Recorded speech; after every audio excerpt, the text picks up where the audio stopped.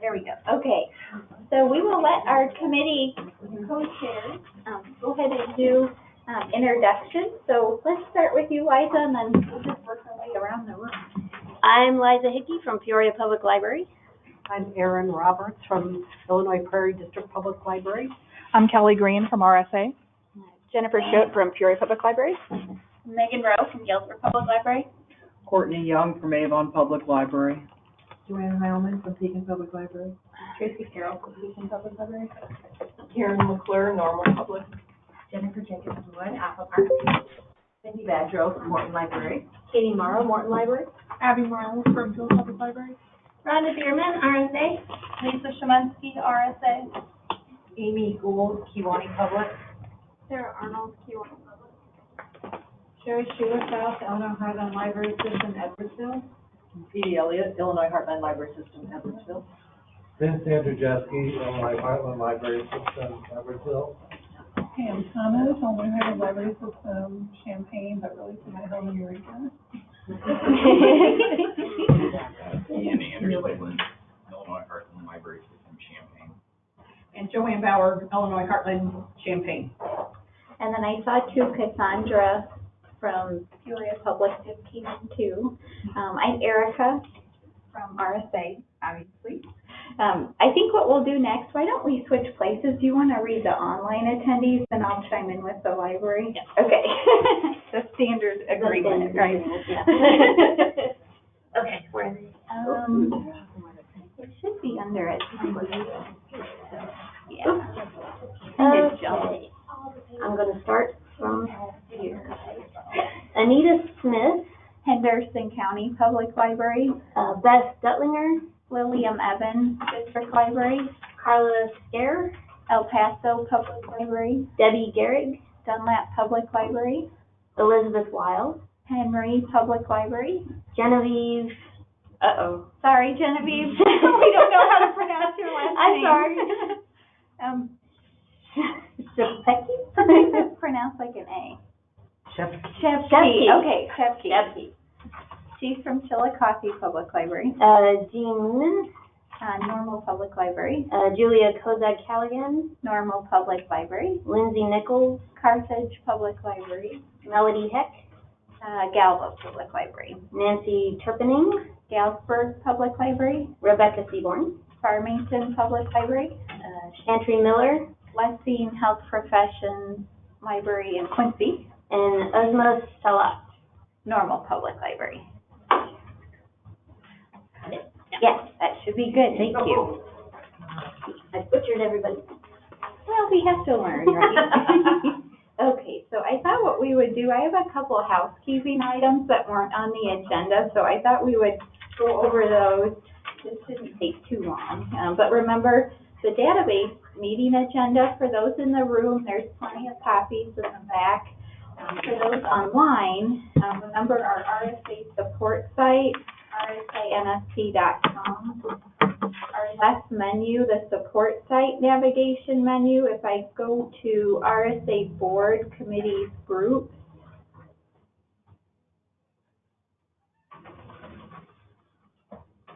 our website has been a little sluggish. Maybe you've noticed too at your library, so we'll just be patient with it today.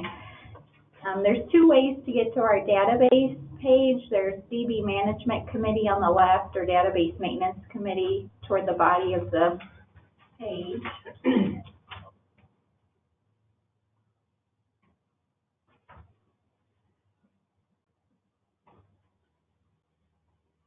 Okay.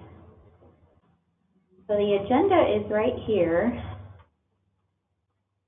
In terms of the housekeeping items, today Rhonda is our note taker and recording reminder.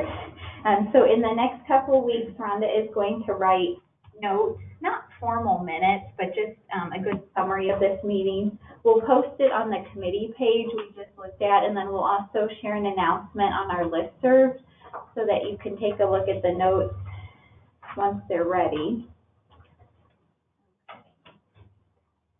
I did want to mention too, because I think we did this differently in at the January meeting, because remember, we had a very condensed timeline between our January database meeting and the users group meeting. It was, I think, within like a week or two of each other.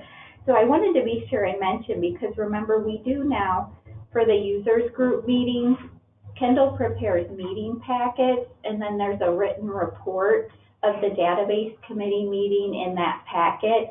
So remember, we're electing 2 new committee chair and or co-chairs today. So I'd like the help of whoever becomes the chair or co-chair. If you could write the written report of this meeting for the users group packet, that would be great. The users group meeting is, I think it's Thursday, August 2nd. It's the first Thursday in August.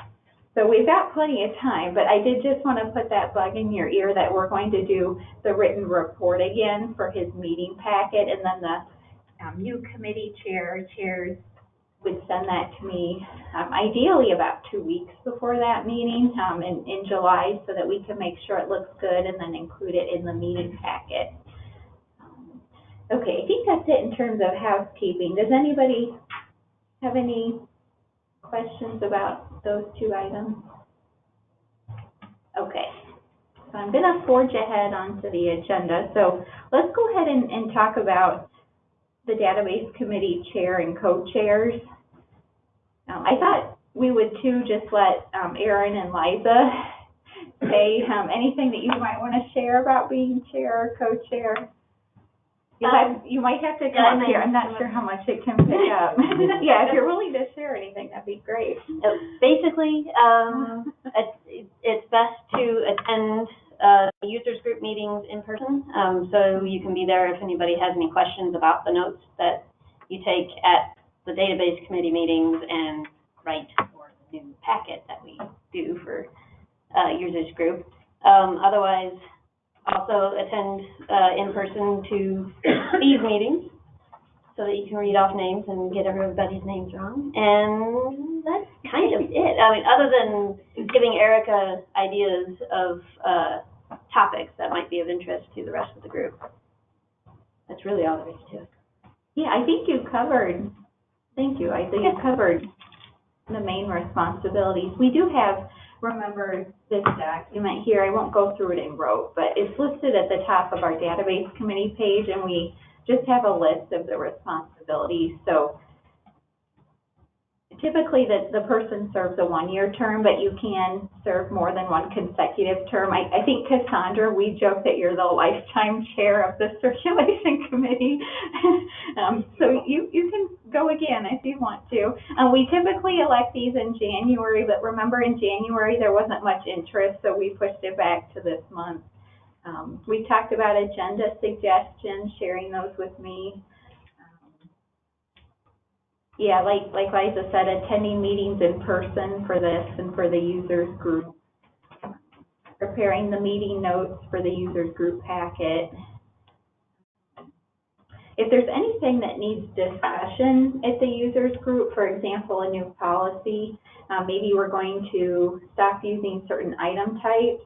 Remember, we did that with AV item types a few years ago. So any type of proposal like that, the committee chair would discuss with the users group, so that's another responsibility of this role. Okay, I think that's, yeah, combined with what Liza said. So do we have, I know we don't typically do a formal election, but do we have any volunteers of anybody either in the room or online that is interested in being the chair? Do it if nobody else wants. I was gonna say I can stay. Okay. Nobody wants. Do you want to be co-chairs? Jennifer from Alpha Park and Liza from Peoria? Yeah, that'd be great. Thank you.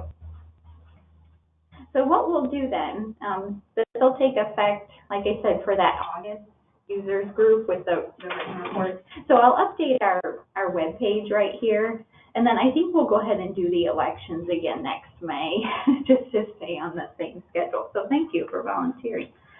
And if anybody else wants to speak up, now, so we can actually let people online, maybe. Is there anybody online, Kelly, that? No, I'm not getting anything online. Okay. I guess. know everybody's busy and everybody's got lots to do, so I do appreciate you volunteering. Okay. Let's take a look again. I'm going to open that agenda again.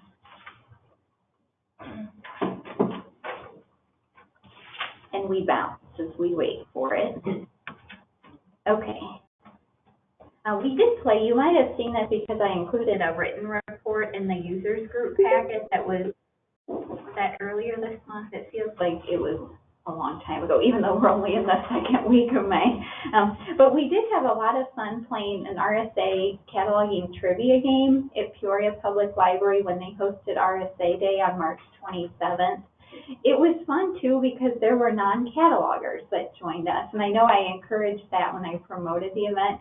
But it was interesting, for example, John Richmond, the director at Alpha Park, Jennifer's library, that's a big library. He doesn't do cataloging, obviously, day to day, but he actually knew more than I think he thought he would. So that was reassuring that even a director of a large library knew some of the questions we were asking about bibliographic records and best practices. There were also some circulation staff. I know circ staff, you look at records and you're certainly searching the database, and some of the circ staff too, I think, really learned from it. So our winners, we had 4 20-minute rounds. The first round, Melody Heck from Galva won. I know she's online, so way to go, Melody. The next one's in the room. Courtney, you from Avon, you won. Abby, too, you're in the room. You won the 3rd round. And then Rebecca's online, too, from Farmington. I think what we might do, and I'm still trying to figure out the logistics of how we might do this, but we might play a form of that game in this meeting, but I'm thinking how we would include those online, too. So we'll noodle that over. So you might see that game come up at a future meeting. Okay.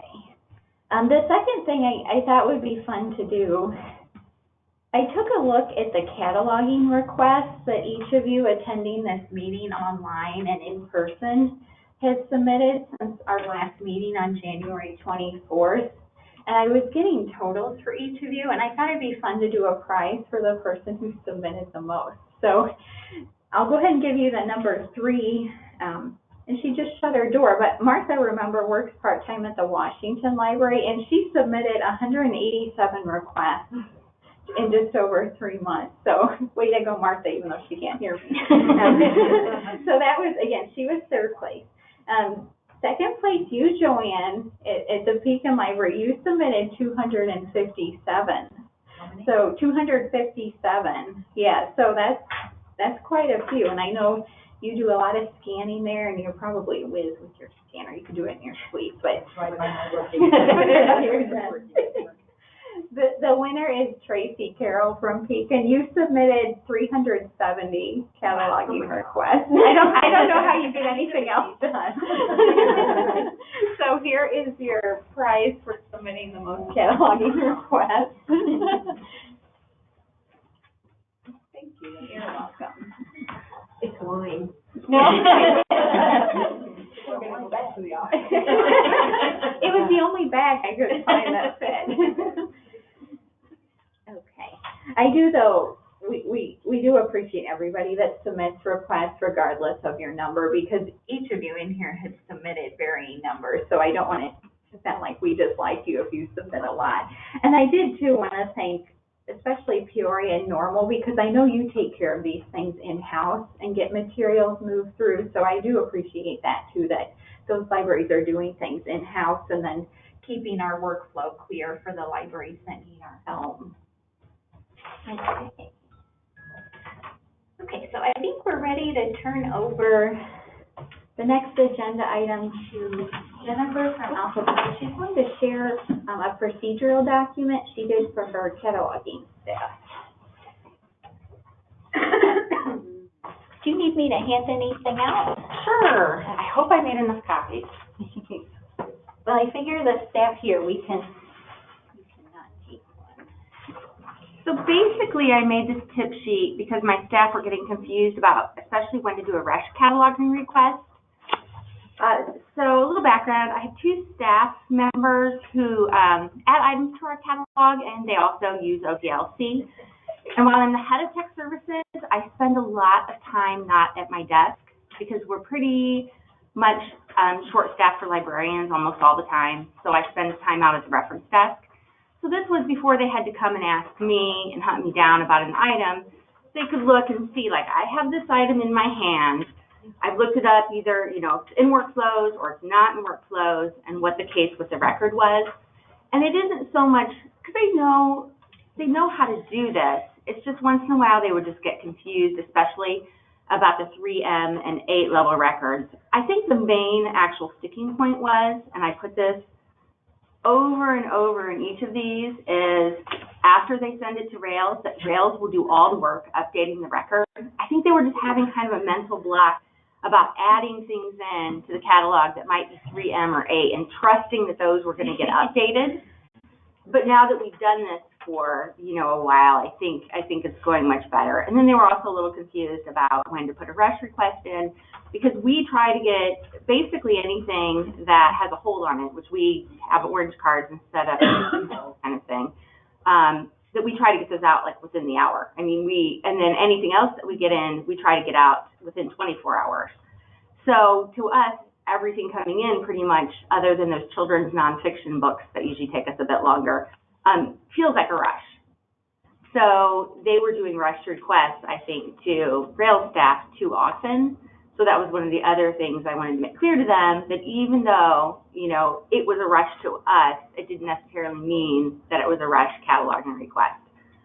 So I basically split it into if there was a record in workflows or if there wasn't a record within workflows, and then a couple of scenarios.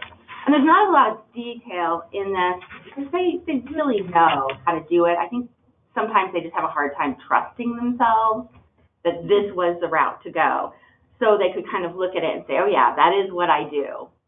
So if anybody wants a digital copy, I can email it to you. Oh, I actually put it on the database. Oh, okay. Yeah. Good, because I was going to say you could go in and change things for the way your workflow goes, but have it as a starting document. Oh, that's a good point, though. The document I posted is a PDF, so if you'd like the Word version, yeah, touch base with Jennifer and she can share that. And my email is jennifer@alphapark.org. So Jennifer spelled the normal way. Thank you. Okay. So we'll go ahead and push forward on the agenda. We'll have Kelly come up next, and then we'll switch spots. Kelly and I'll be the chat monitor.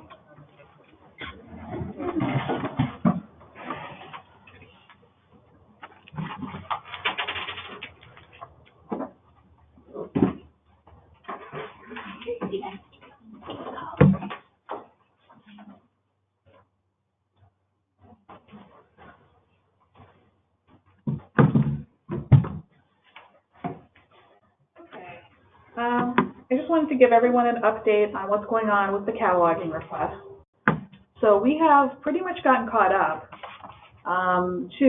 within about a 2-week time frame for most of our oldest requests, except for some that we're still waiting for some information from libraries about. So at this point, because we've gotten more or less caught up, we've kind of started a new, I would say policy, maybe we set goals for ourselves as to going forward, what our turnaround times are for cataloging requests that you send in. So I wanted to go over with you guys what those turnaround times are going to be. Now, these are not, like, we're not guaranteeing, you know, these, you're not going to get like a $50 prize if we go over or whatever, but these are goals that we set for ourselves that we're going to try to stay within. So the first thing I want to talk about is rush requests. And we've talked before about rush requests and what they mean, but basically a rush request is when you have a situation where you can't, circulate your item because either you're a library that doesn't use OCLC cataloging, so you can't bring in a record, or maybe you are an OCLC library, but there isn't anything in OCLC. So you have this item that you can't circulate, but you really need to get it done right away because maybe you have a patron who's waiting on it, or you have a program coming up that you need to get it done. So when you send us a rush request, we will try to get something in the system that you can circulate your item on within 2 days. That's 2 working days, obviously, because if you send it in on a Friday afternoon, you know, we might not get to it until Monday. In most cases, we're going to get to it faster than that. The only reason why we said 2 days is because there may, on rare occasions, be a day when, like, none of the catalogers are here, so you might have to wait an extra day. But, so that's going to be the turnaround time for rush requests. Now, that's going to just, in some cases, most cases, we'll probably bring in a full record. In some cases, if it's something really complicated that's going to take a long time to catalog, we might just give you a brief record, and then we will try to replace that brief record with a full record within 14 days of getting the request. So the next type of request that I wanted to talk about is for those libraries that do not use connections, so you cannot bring in your own records. So when you guys send us requests, we're going to try to get you circulating within 7 days, either with the full record or with a brief record if we need to have some extra time to catalog something. For the things that we create brief records for you for, we will try to get you a full record within 14 days. And I know that there are like a handful of libraries that don't use connections, but you create your own brief record. So if you've already put your thing on a brief record and circulating, then it'll be a 14-day turnaround time. And again, sometimes these things may be faster. Sometimes we may go, if you're circulating, it may be a day or 2 over. But at least for getting things circulating, we want to get your stuff circulating within 7 days. Now, for those of you libraries who do use connection, you can bring in your own records. Obviously, the majority of the cataloging requests that you send us are going to be upgrades. So you already have a record that you brought in. Your item is attached. You're just waiting for us to upgrade the level 8 or the level M or the level 3. And these are our lowest priority. So for those types of requests, we're shooting for a 14-day turnaround time in most cases. Sometimes you connection libraries do send us requests for things that you couldn't find something in connection. And in that case, if it's not a rush, we will try to get something in the system for you within 7 days, either a full or brief record. And if we put in a brief record, then we'll try to replace it with a full record within 14 days. So that's pretty much, you know, what our guidelines are. And does anyone have any questions? Okay.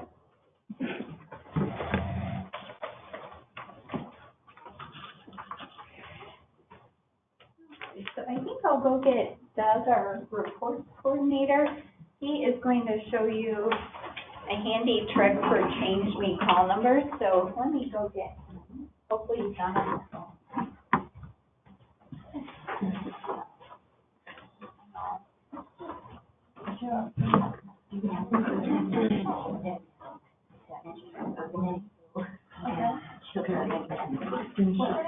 He is not in office, so I think we might skip to the next agenda item and we'll circle back.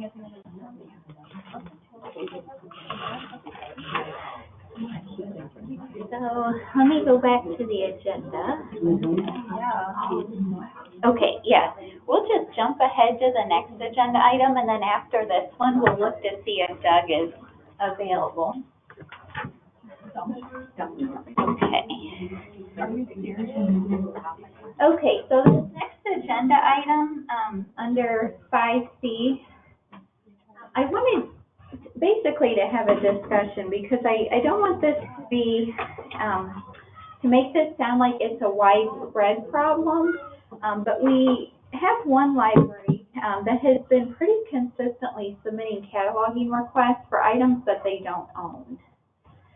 So how many of you in the room, from what we've seen, you guys aren't doing this, but I did just want to take a poll if this has even crossed the mind of anybody in the room. Okay, yeah, that's good because this was never an expectation or a requirement of the cataloging request form. And I think this is a case where I'd like to have official consensus from this group, both in the room and online, that we only do this for items we own. That way, if there's a question or if there's a problem with the cataloging request, we can just work with you directly. You know what's going on. We have been put in a difficult position, especially Lisa, even just this morning.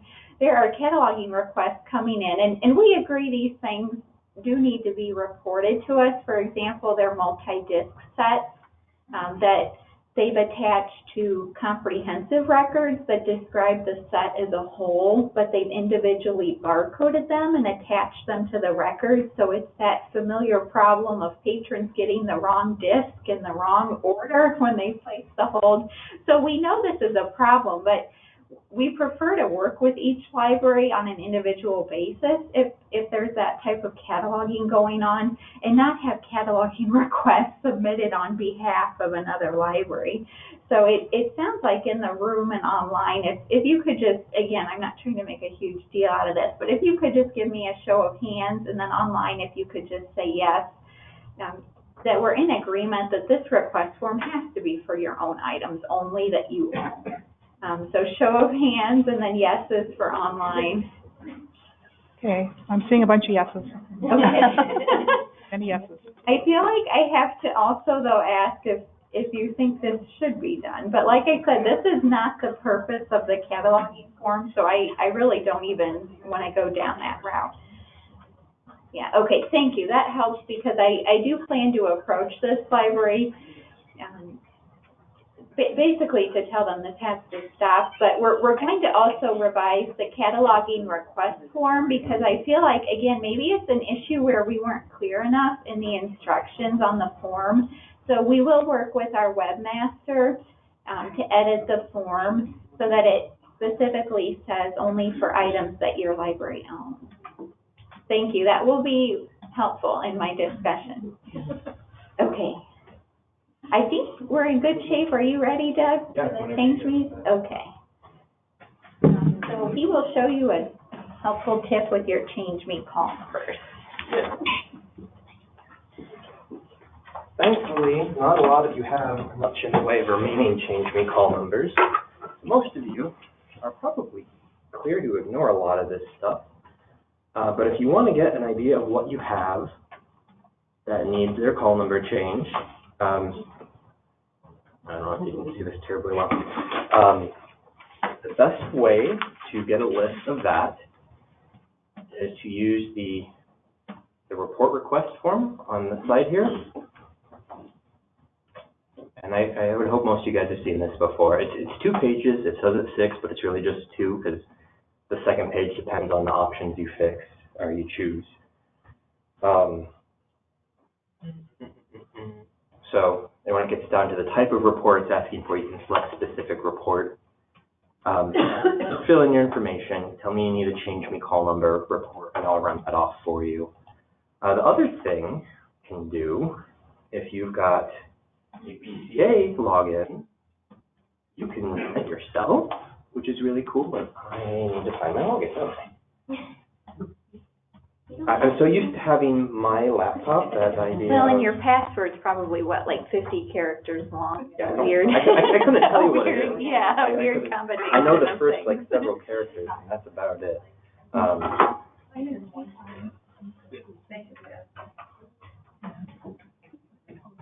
Okay.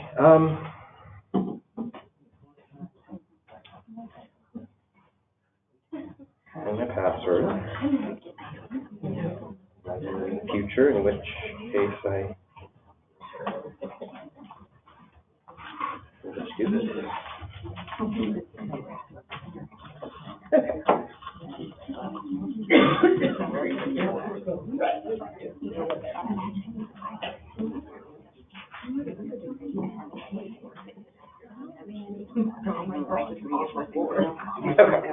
So if you've got a BCA login and you want a list of your change me call numbers, you'll find it under shared reports where everything is.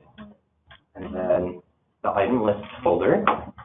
And we have a cataloging and database list with a folder within the item list. One of these, I probably put it in here. Sometimes I use that little magnifying glass to search for the name of the report. It's probably hiding behind the go to training. Yeah. We've got so many folders in there. Has anybody noticed that's using this? Sometimes that magnifying glass all the time. Yeah, that's the only way to find things in there sometimes. Okay. Oh, okay. It is in the item list folder. It's just in a different subfolder. So item list and then item creation list, because they should only have been in there when you were creating things, right?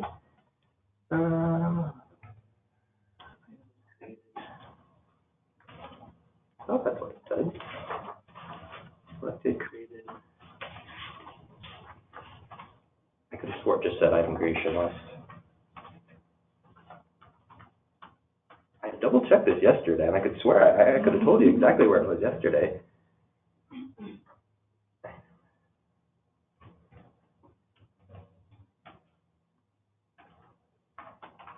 Do you not have it in a public folder? I thought I put it. It's in our step one, but I also thought I have it. We can put it in a Yeah. public folder if we Yeah. didn't. Okay, so apparently it doesn't live where you guys can see it. But it will.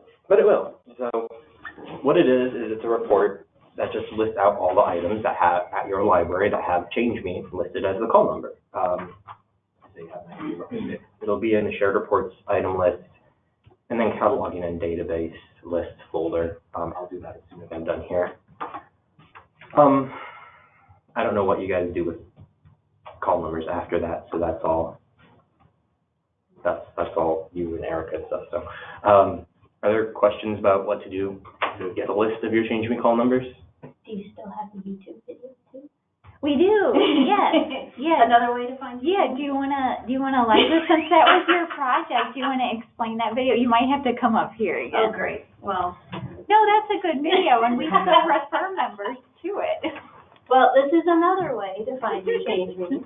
I mean, this is a good way because then you'll actually have your list and you can actually go from the list. Sure. But like if you're in workflows, let's see, where's there. If you go to the RSA. Oh, you can, it's hiding something that, if you click the little red arrow, it'll collapse it. Yeah, There. yeah. Where's your YouTube? The G. There it is. Yeah. Go to the RSA YouTube channel and click on videos. And do you have it in a playlist? It should be in a basic Basic cataloging. cataloging. Yeah. No, that's not it. Was it listed on the? It was listed on the right? side. Oops. Did I go too far? In the Go playlist? forward, Playlist? And then the one you were looking at before. the basic cataloging. And then on Yeah, I our think, side. that with go to training navigation bar, the screen looks a little bit strange, yeah. Yeah, okay, so right here, how to search for change me placeholders in workflows. We are not going to listen to this now, but it's 4 minutes long of my voice telling you how to find your list of change me's in workflows, and that way you can just pull them right up and change them right there. Can you show it real quick for Forest Public Library? I think they've got some. She's like, let me sit down. Oh, you mean actually Yeah, and workflows. go into workflows? Yeah, I got won't you. make you play the video.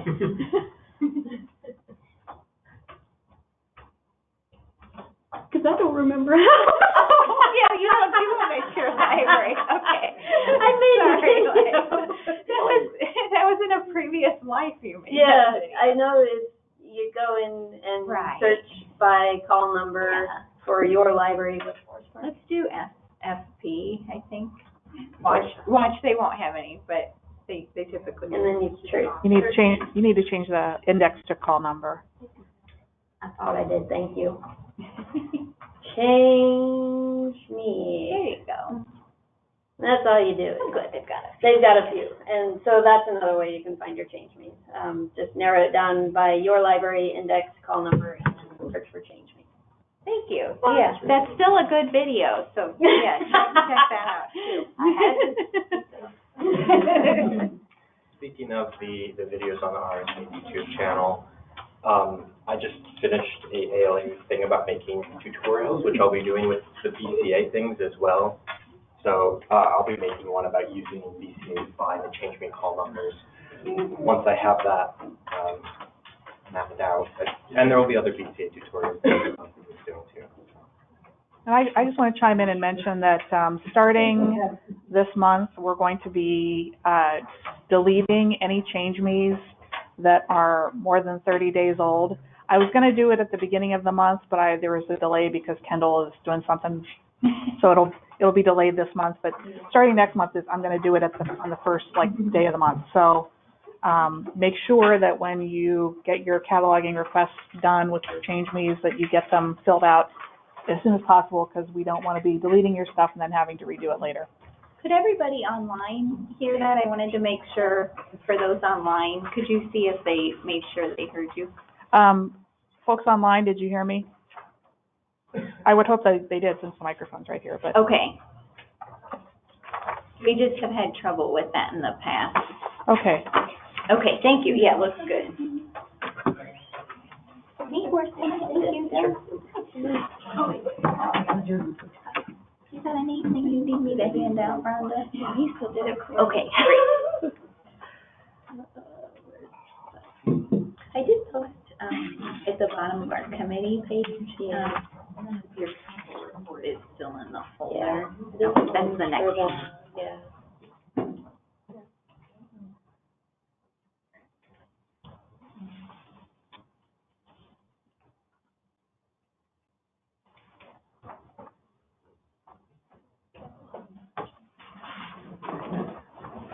All right, everyone. At the last database meeting, we brought out the procedures for reporting cataloging issues that aren't cataloging requests. Well, since that time, we've added another item to the list, which is an item I accidentally cataloged in the RSA collection. What this means is sometimes when you import an item from OCLC, the 949 tag has an error in it. So instead of the item being created in your library's collection, it creates it in RSA's collection. And we've noticed that sometimes libraries, instead of calling us and asking us to change the owning library for you, you create new items and just, and you've then lost that item ID that you created the 949 with because you just didn't contact us and let us know that, hey, we need you to change the library for us. So we created a way for you guys to send us an email to the help desk and request us to change that library for you, the owning library for you. It doesn't take us long at all. It's just a few seconds.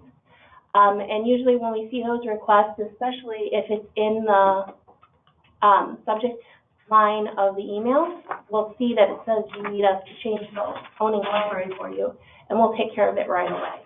That way you don't have to waste an item ID or recatalog something that you already created. We'll just switch the owning library for you, and it'll be taken care of. Does anyone have any questions? Great. Thank you. Thanks.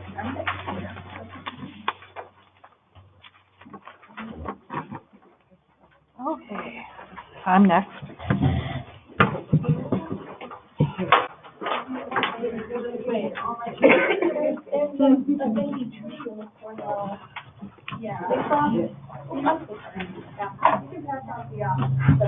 That one, the other two I'm gonna do later. I just realized I'm not gonna do them.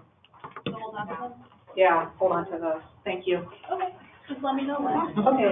And how.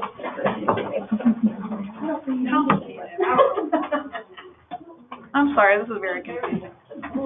Oh, right.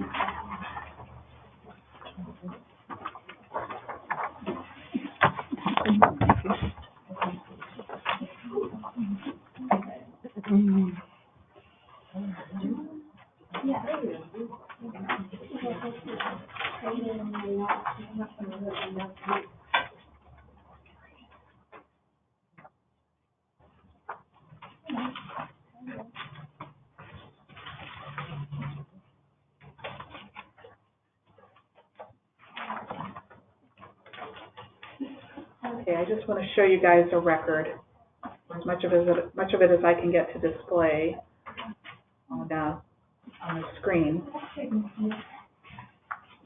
And I'm going to scroll down so you can see more of the bibliographic part of the record. Does anyone notice anything odd about this record? You mean the lack of English on the one line? Yeah. So you'll notice that there's a lot of stuff in this record that appears to be in a foreign language. And this is not a foreign language book. This is an English language book.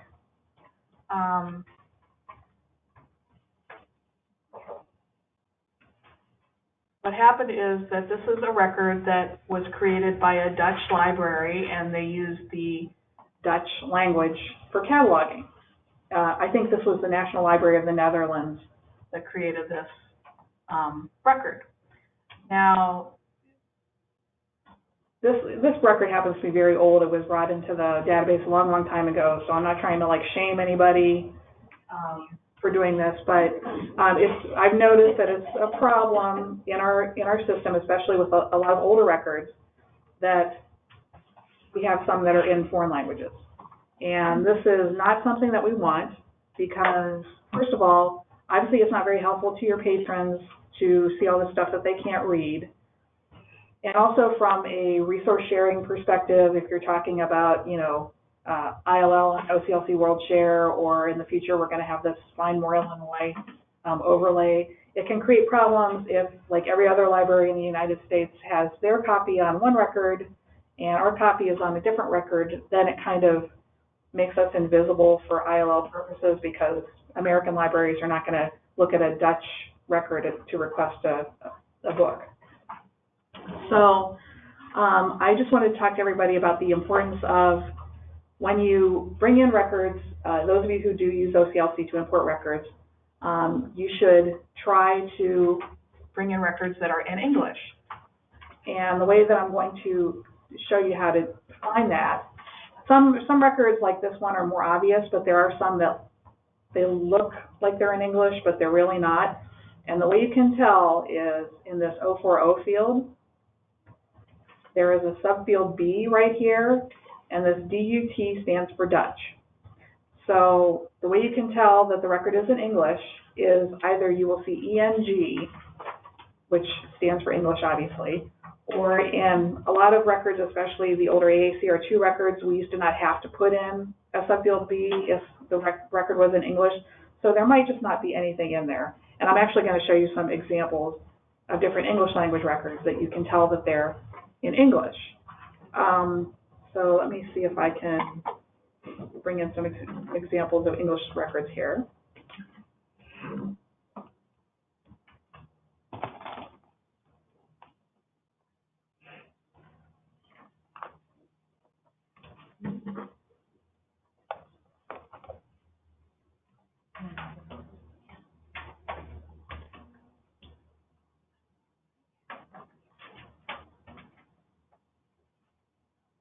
Okay, now here is one where you can see, this is actually a record for a DVD Star Trek Generations.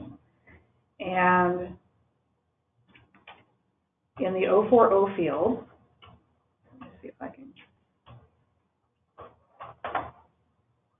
the 040 field is usually towards the top. In the midst of all these codes for all the different libraries that have worked on this record, there is the subfield B. It's usually right after the very first library code. And it does say ENG, so that tells you that this is an English language record and it's okay to use. And then let's take a look at another one.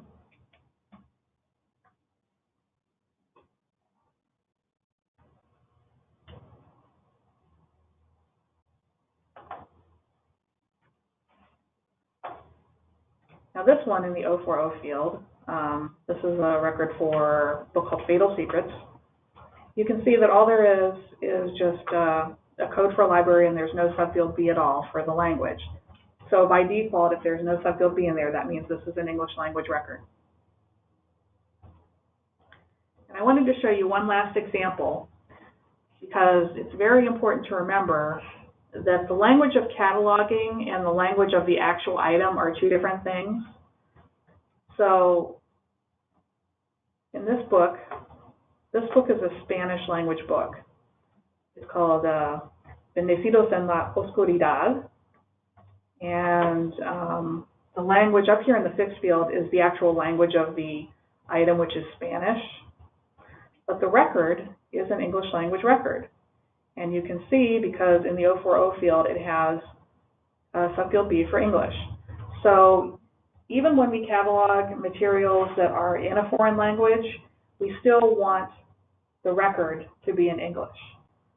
Because again, for resource sharing, and also even though some of our patrons who are checking out this book may speak Spanish, a lot of our staff don't, and we need staff to be able to read these records as well. So we want to have English language description. For example, one field where it's very important to have it in English is the 300 field, which has the physical description. So here you can see we have pages and not páginas, which is the Spanish word, and it's illustrations, not ilustraciones. So we want the 300 field and other types of fields in the record to be in English. Of course, the stuff that's transcribed from the book itself, that's still going to be in Spanish, like the title, for example, edition statement. So does anyone have any questions about why it's important to use English language records, or about how to tell if a record is English or in another language? Okay, one last thing I wanted to mention is that if you come across in our database, and I know most likely you're probably not going to notice, and I don't expect you to go looking for them, but if you come across, actually, I take that back. Doug created a wonderful report. So for those of you who are interested, I'm sorry, Pekin, I'm picking on you, but actually you should really be proud of yourselves because you didn't have very many items on this report. Doug created a report in Blue Cloud Analytics that I ran this one for Pekin, that tells you which any items you might have that are attached to foreign language records. And if you want, no pressure, but if you would like, and you come across these either via a report or just as you're doing your work, you may submit a cataloging request. We would really appreciate it if you did.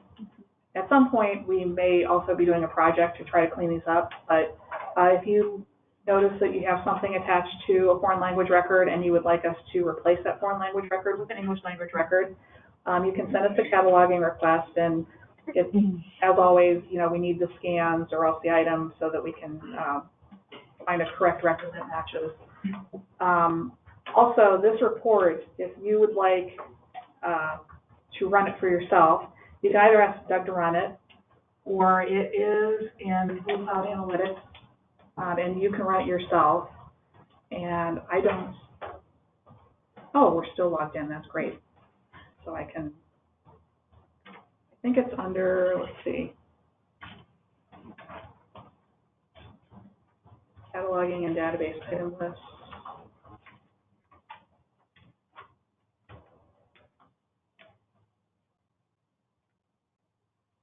I think it's towards the bottom. I thought so. No, it's called, I think it might be in a different folder. Oh, it's in the bibliographic list. Yeah. They're similarly named. Again, it's that confusing file structure.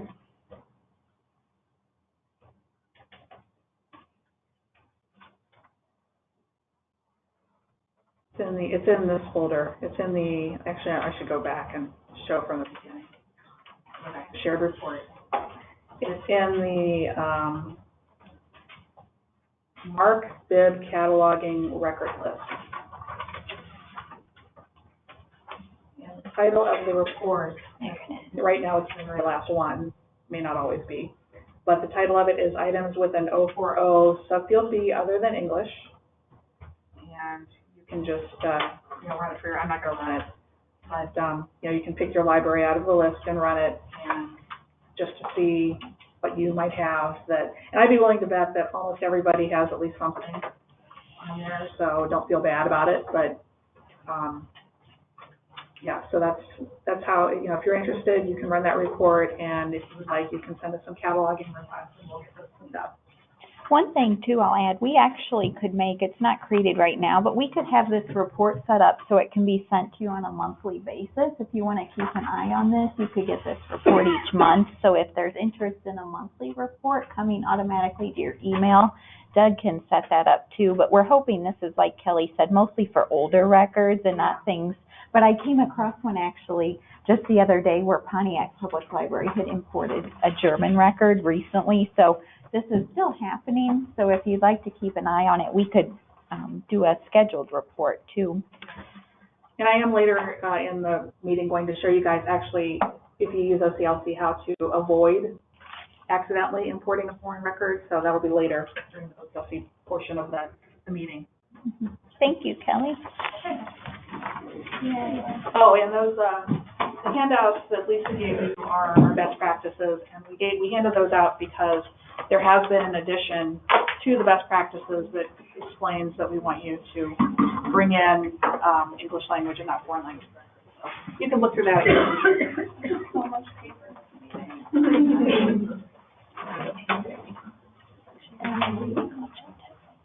Yeah. All right. We're adding something to the database meeting, and we're calling it Tidy Collection Tips. So, Thank you. Just a second while I see my...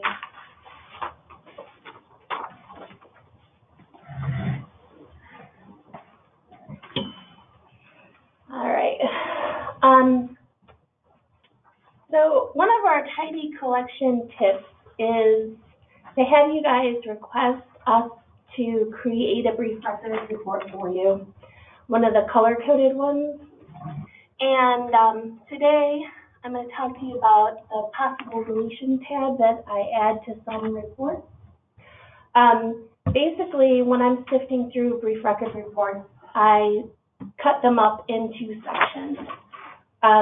For some libraries, I cut it up into home locations because their reports are so large. Peoria. I know. And it's just the easiest way to let them be able to figure out where they want to begin. There's a document that explains each tab on the report. And this tab we're going to talk about is the possible deletion tab. And what it generally is are those items that are temporary records that have been in the system for a long time that you guys don't really use anymore. So in this case, one of the libraries I recently created a report for had a bunch of interlibrary loan request brief records, which is perfectly acceptable. That's one of the things that you can do with a brief record. But we always ask that when you're finished with that record to delete it. Well, in this case, this library hadn't deleted them yet, so I included it on the list of items that they could delete. Another thing is magazines that are obviously in the system from when we were in Carly, when we were using Carl. And those items, you guys no longer have them, so there's no reason to keep them in your system. So that's pretty much what this part of the report does. Does anyone have any questions about it? If you'd like a brief record report to see what's going on in your collection, send an email to the help desk and I will help you with that. And you'll get back a color-coded report as well as a copy of the handout that Lisa gave everyone. Thank you.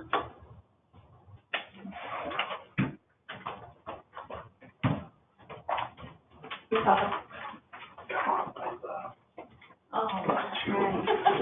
Well, maybe walk up again.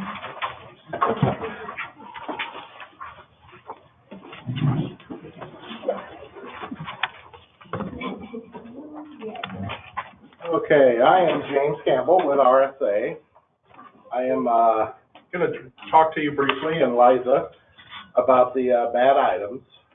So I have a thing through API that I run manually that can see make sure it's not enough characters, too much characters, possibly have a space in there of a bad item. I'll show you an example here real quick.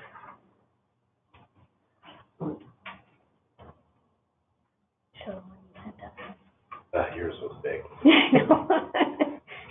So this was one that I just recently did for Forest Library. So, for instance, a lot of these on here, and I am not a cataloger, just so you know, some of these are actually legitimate and are good, might be brief records, but because it doesn't meet our criteria, it's considered a bad ID. But some of these, you can tell that has the A in there, it's not enough characters. There's the one,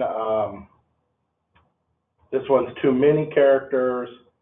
This one right down here actually has a space before the A.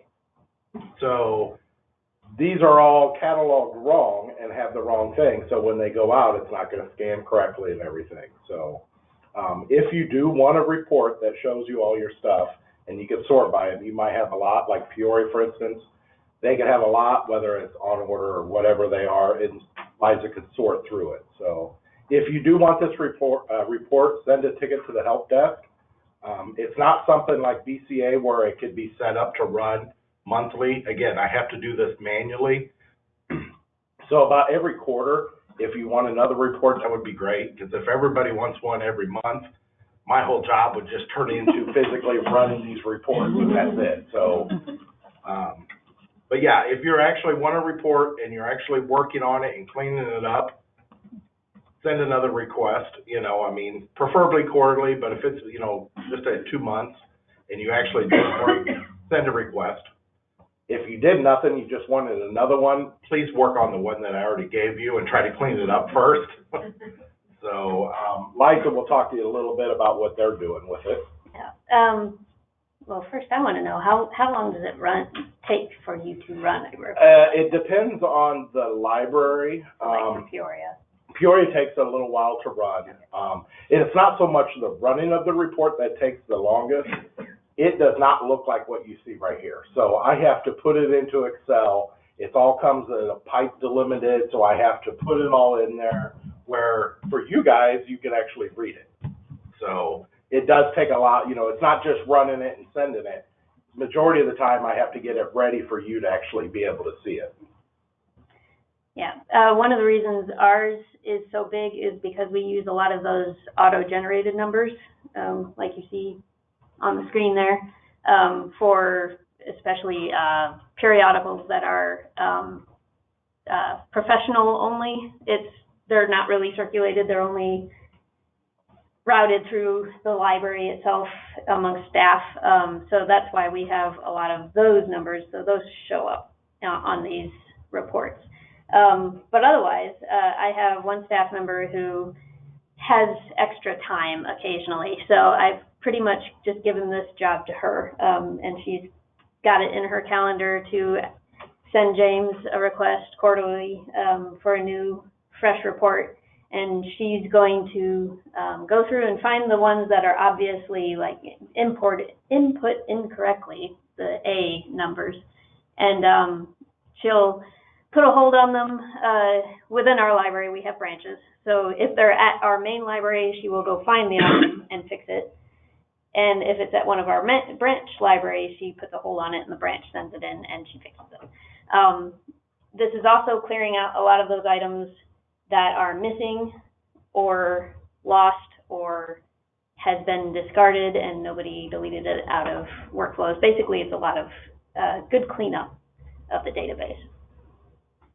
And as you can tell, there's a lot of different scenarios, you know, whether the one example that there was a space before, this one right down here, there's a space right in the middle, because whatever you're typing in, if you accidentally hit the space bar, it's going to put it in there. And you might not have any idea. This one up here looks like a regular barcode, but then there's an N afterwards. You know, somebody just did a typo and it gets entered in there. And this will also catch when you accidentally scan the ISBN instead of the item number, which I do a lot. Yep. So again, if you want this report and are actually going to use it to clean up things, please send a ticket to the help desk. Are there any questions at all? Anything online or? I have a question, but this isn't really for you. I think this is for Erica. Okay. Eric. Genevieve Shepke wants to know, she says, random related question. We just noticed yesterday that our brief record wizard is turned off for our library. And she wants to know why. I think, Genevieve, let me make a note and I'll touch base with you after the meeting. Which account are you using to try and access the brief records wizard? And are you trying to do it from circulation or cataloging?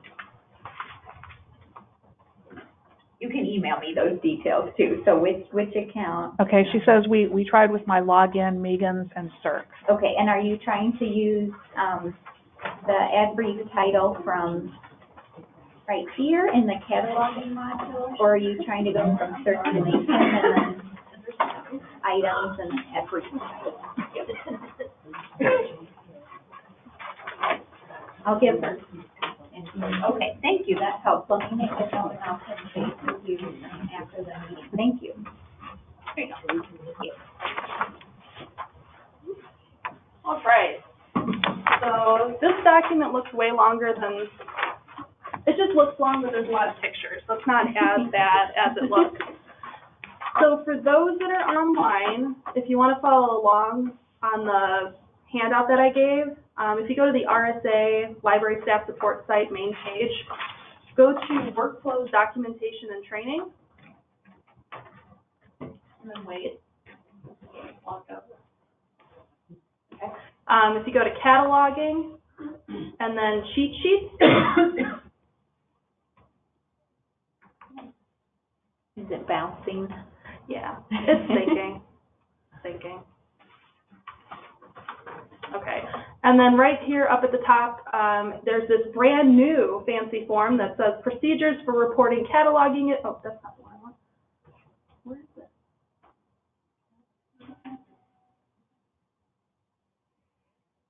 Yesterday it was right at the top.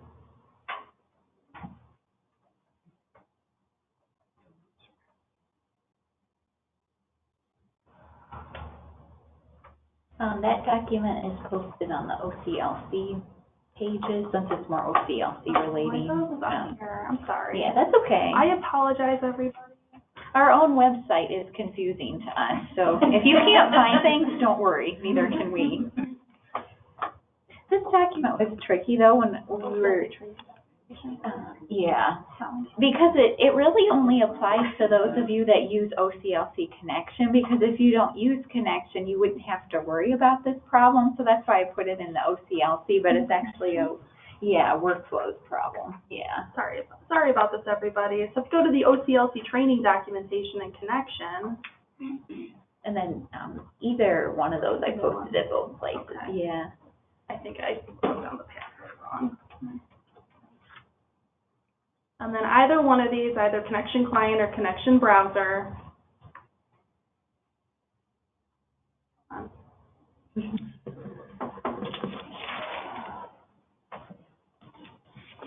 All right, here it is. So you'll see this procedure if an OCLC record will not overlay the existing OCLC record upon import into workflows, which is a mouthful. Yeah, but it was the most accurate way to describe what's happening. So this document's just going to kind of take you through how to see if this applies to you, how to check, you know, if you have a flexible key already exists error, and then what to do if you do find that, so that we can take care of the problem for you, because you might not have the ability to do so. So this document's primarily intended for catalogers that do copy cataloging, but don't do any advanced cataloging tasks. So if you're a copy cataloger, I would pay attention on this one. So if you're loading your records from OCLC into workflows, and for some reason you encounter a record that will not load, it has an error message, and it says flexible key already exists on the bibliographic records report. So you're like, what does that mean? What do I do about that? So what I would do if you see that error, go into workflows,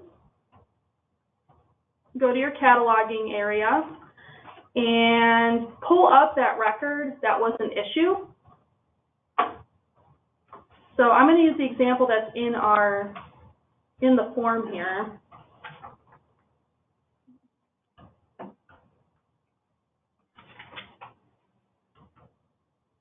Okay, so I'm going to show you what happens in workflows, like why you might not be able to pull up or load this record from OCLC into workflows.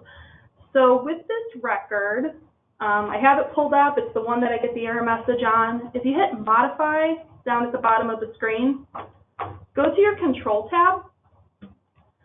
And if you go to this section here, title creation, you'll see that under date catalog, there's a specific date. So if you see this date here, what that means is that the cataloger who either originally loaded this record or someone who's gone in to edit it and re-imported it to do a fresh overlay, they locked the record. So what that means is when you're trying to import this, brand new one into workflows, you're going to get the message because it's locked and you can't do anything with it. So this is how to check if the record is locked. So if that happens later on, I'll tell you what to do to let us know so that we can do the overlay for you if you're a copy cataloger. If for some reason you've already checked to see that you run the correct bibload report, you added your 949, but if you get this error,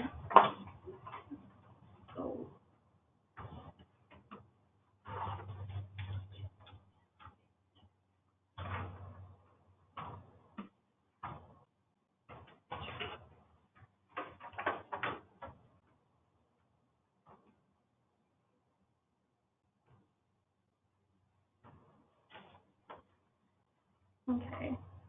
So you're still having issues pulling it up, and you go and it says never. That means the record is not locked. You might want to go back and try reloading the record from OCLC into workflows. It should be able to overlay on this record. If you're still having issues with it, feel free to either give us a phone call or send us an email to the help desk, and we'll try to, problem solve what's going on about why the record won't overlay. Quick note about that, don't delete the load bibliographic record report, just in case we need to look at it and see what's going on. That might be something we have you send to us. So back to our original issue. Sorry, I'm flip-flopping and going back and forth. So if you do have a record where you're like, hey, I pulled up the record in workflows, I've gotten that flexible key already exists error, I've gone into workflows, I've verified that it has a specific date in here, which, by the way, it's not always going to say like that date, it's whatever date the record was pulled in on, so it might vary. But as long as there is a specific date, what you can do is in section 3 on your handout, go into the RSA staff support site and send us an email to our help desk. You don't have to send us a cataloging request, but just send us an email, and in the subject line of the email, write cataloging staff locked record overlay. That'll give us a little insight saying, hey, okay, we need to, go in and change the date catalog so we can overlay this record for this library. After you put that in the subject line, go into the body of the email, and all we need from you is just the title of the item, obviously your name and like what library you're from, but the title of the item and the OCLC title control number. That's really all the information we need since we're just doing an overlay. We're not doing any upgrades. Again, if you need an upgrade, that'd be a cataloging request, which is a different thing. So if you want to look for the title control number to send in this email, there are 2 places you can look. The first place is actually right on the screen right here. Just right up at the top, it says title control number, and it's just right here for you. Or if you're looking at your bibliographic record, if you look in the 001 field, your title control number is just right here.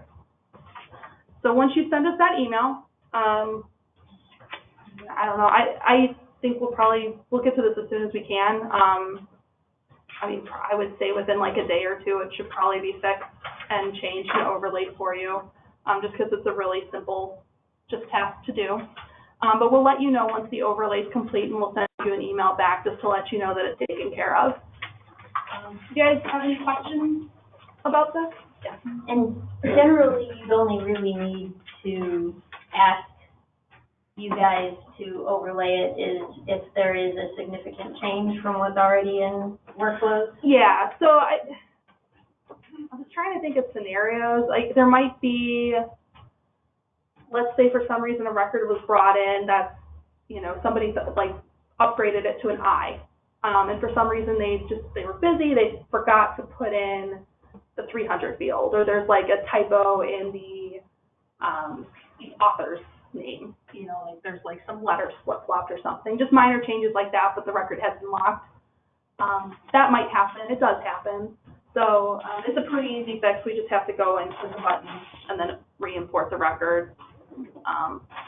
But yeah, I mean, it could happen, these minor changes, or significant changes like Liza said.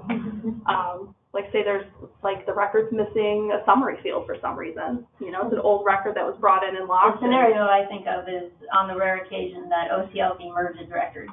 Yeah. And it changes dramatically from what the initial record was. Sure. Like they've changed it to an electronic book record instead of the original paperback record, which I've seen. That's a good, yeah, that actually, yeah, that happened earlier this week. Not the electronic book, but something, yeah, they merged something together, and I'm like, well, that's not helpful to anybody anymore. So, but that is another example. So this might pop up, but if it does, now you have a way to let us know about it so we can help you get your item onto that record, or, you know, refresh the record and make it all pretty for you. Are there any further questions? Lindsay Nichols would like to know, how does the record get locked in the first place? Okay, so like our cataloging step here, or catalogers like Liza at Peoria who do advanced cataloging, oftentimes when we're bringing in records that either are 8 in OCLC or blank records that have an 042 field in it, we can't really upgrade the record to an I in OCLC. So when we import that record, obviously we want to change it to an I, or we want to keep the record, you know, a blank, a full record. But whatever changes we're making in OCLC, we can't make all the changes because that record's locked on their level. So when we import it into our system, we lock the record so that, you know, so if anybody sees like Liza said, some minor change or something that needs to be tweaked in the record, our work that was done in that original record is not lost. It's just kind of a way for us to preserve the work that we've done before.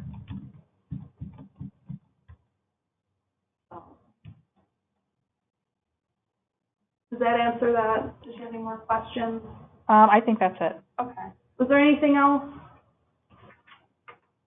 All right. So thank you, guys. If you have anything more you want to ask about this, I'll just be in the back.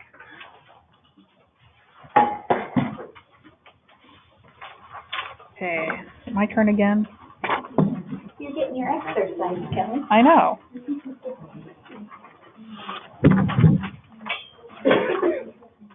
Okay, so, I wanted to ask you more. I'm not sure enough for everybody. Do you just want me to hand out both to everybody, or do you want to? Yeah, I think that's okay. And then if it doesn't apply, yeah, you might get a handout that doesn't apply, and if that's the case, you can just recycle it or leave it at the back. Yeah, we weren't sure if we have enough. Good question, though. Yeah, we know that some of you use the browser, and some of you use the client, and some of you don't use either. So you're just going to get both handouts.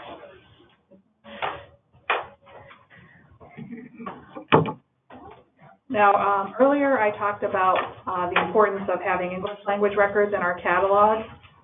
And so for those of you who do OCLC cataloging, I'm going to do a little demo of how in OCLC you can actually set up your OCLC searches to only search for English language records.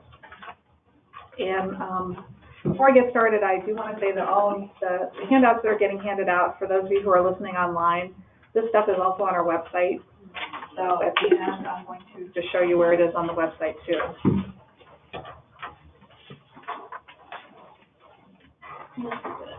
I think I'll start with the browser.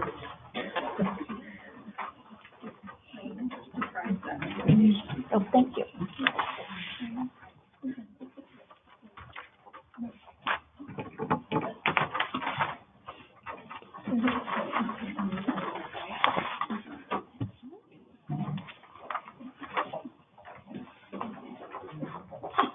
Okay.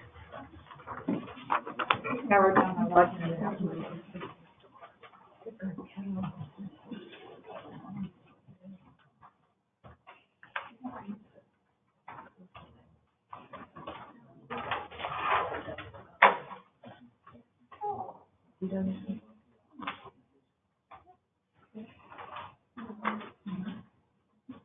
Okay, so for those of you who use the browser, so this is the screen that you get when you log into OCLC. And when you're doing a search, you click on the search button, and it brings up this search screen that you should be familiar with.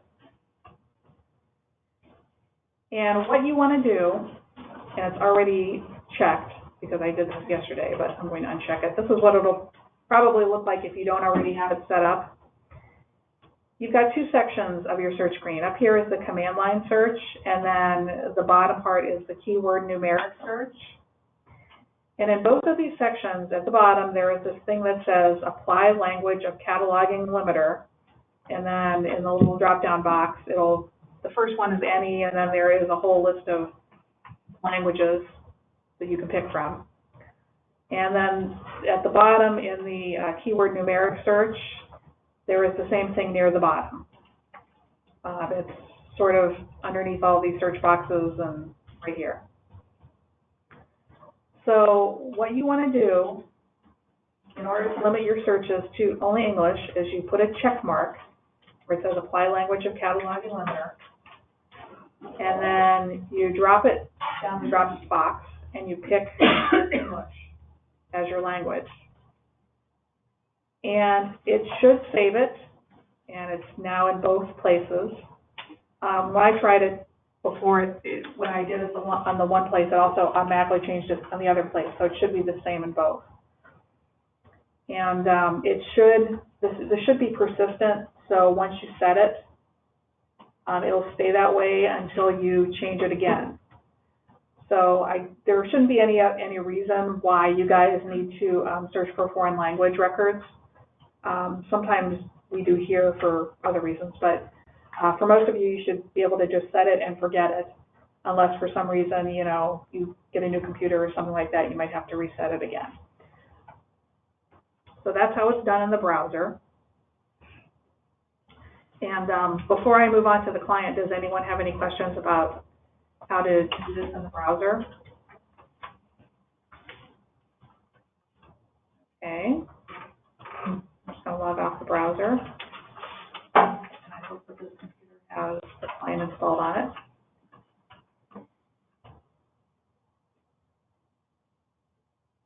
Oh, there it is. Okay.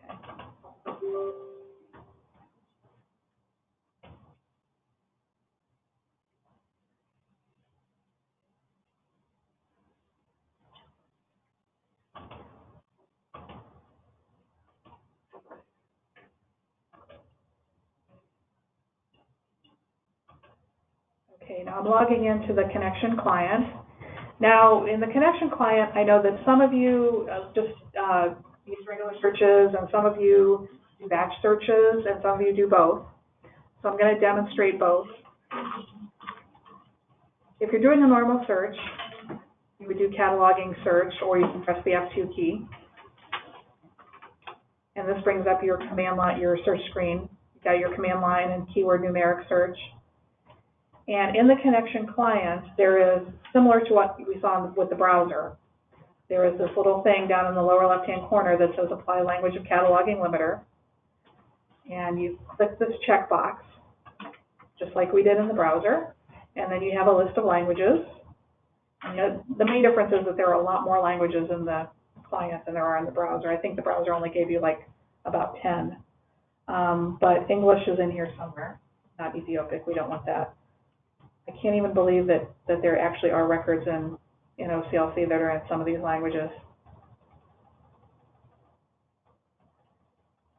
by the way, it's very important that you choose regular English and not Middle or Old English. You don't want to do old OCLC. So, and just like with the browser, once you do it, it's set, and you should be done, and you shouldn't have to change it again, as long as you keep your same installation of OCLC. You know, if you get a new computer and have to reinstall it, you might have to do this stuff again. So that's how it's done if you're just doing the normal, in your normal search screen. I'm also going to show you how to do it for batch searching, and I do want to point out that when you, in the client, when you change it in one place, it doesn't automatically change it in the other. So if you're using like both of these, you're going to have to change it in two places. So when you're doing batch searching, you do this screen under the batch menu. There's a thing that says enter bibliographic search keys, and that brings up this little window. And it's a little bit more complicated for batch, but basically there is a little checkbox here that says apply default WorldCat qualifiers. And I know that's very obscure, but you have to check that box. And then what this does is it allows you to limit a whole bunch of things, but to limit the cataloging language, you have to type in the letters LL, oops, I went lowercase, not capital, LL, those are L's, not I's, and then colon, and then ENG.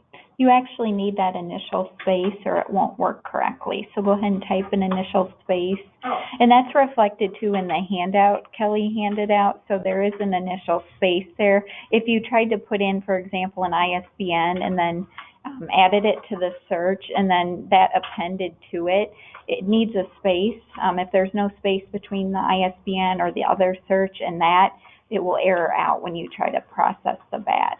Okay, that's very good. I never do batch searching, so I didn't know this. That's very goofy, but that's how you do it. So it's initial space, and then LL, and then colon, and then ENG. And then just like with the regular searching, this should be, once you set it up, it's done, and you don't have to change it again. And setting this will not change the regular searching. So again, if you're doing both, you have to change it in both ways. And then it should be done. Do we have any questions about how to set this up in the client? Okay. And then just one last thing, I'm going to go on our website and show you guys where, if you need to look up instructions.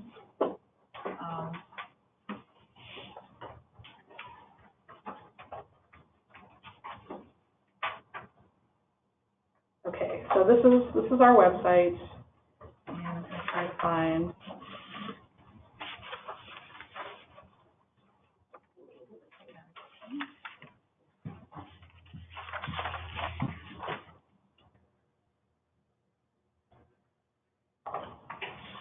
Is it under OCLC training documentation? It is, yeah. And then connection. Okay, so then we have the client and the browser sections. So under connection client, I'm just waiting. There we go. We actually have a couple things. We have this user's guide, which is full of information, all sorts of stuff about the client, and I'm not going to open it because it's a long document, but this information is actually in the user's guide, but there's also the handout that we just got, I'll show you, is in there as well. So you can look at either of those. And I'm going to go back and see what we have for the browser.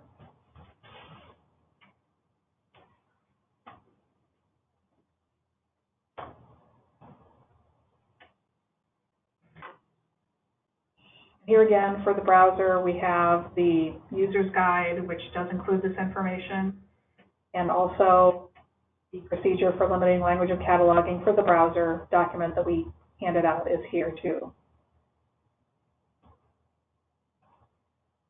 So that's it, and, if you guys have any questions later on, you can always email us or call us. Okay, thank you, Kelly. You're welcome. Okay, so I think what we'll do, I am well known for making overly ambitious agendas, but like any good presenter, I know what we can triage and cover and what we can cut and wait until next time. So the plan is, we're going to take a break here in a few minutes, and we're going to let the Cataloging Maintenance Center and the Heartland staff get set up here at the front of the room for their presentation. So, like I said, I'll cover a couple of these topics that are quick hitters, but like I said, there's a couple things I think we'll save until next time, since they're not like pants on fire, we need to discuss it today. So I think what we'll do, let me go back home here.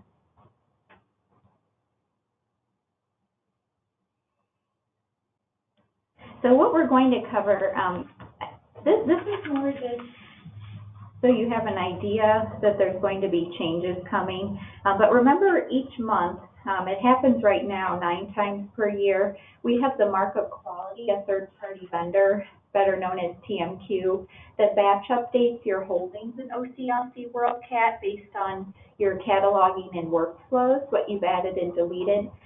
The TMQ staff, it's a husband and wife who own the company. They originally planned to retire this June 30th, but there's no plan yet for what's going to happen with our batch loading service.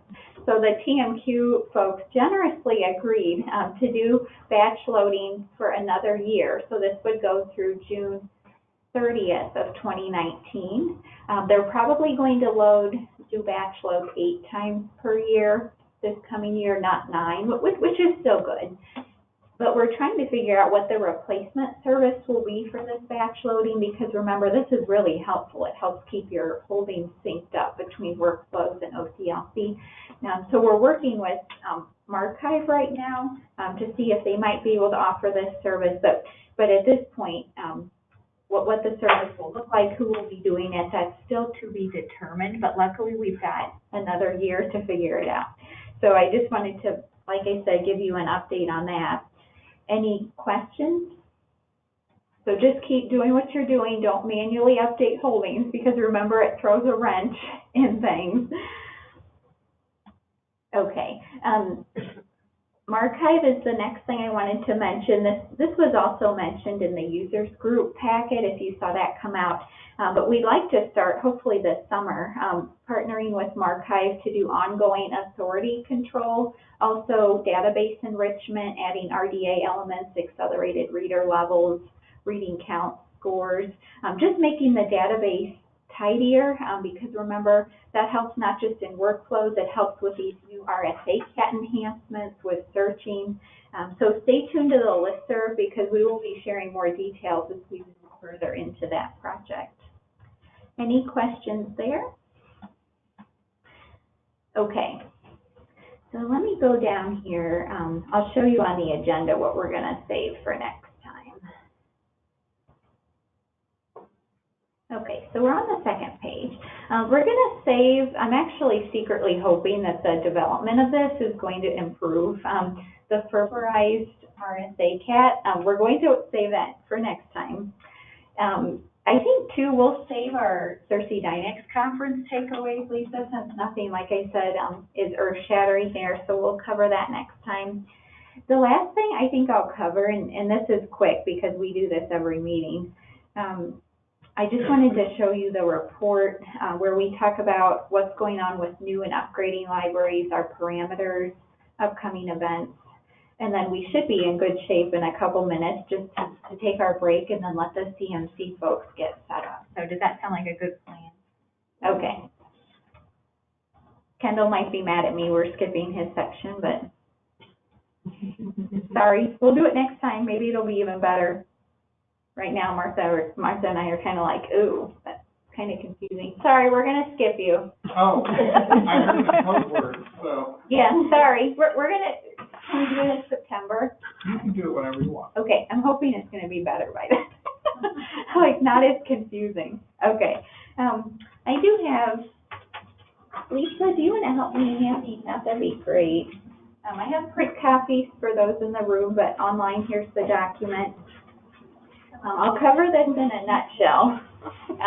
So basically, we finished cataloging with Bushnell, Prairie Creek, and Valley district libraries that are upgraded numbers.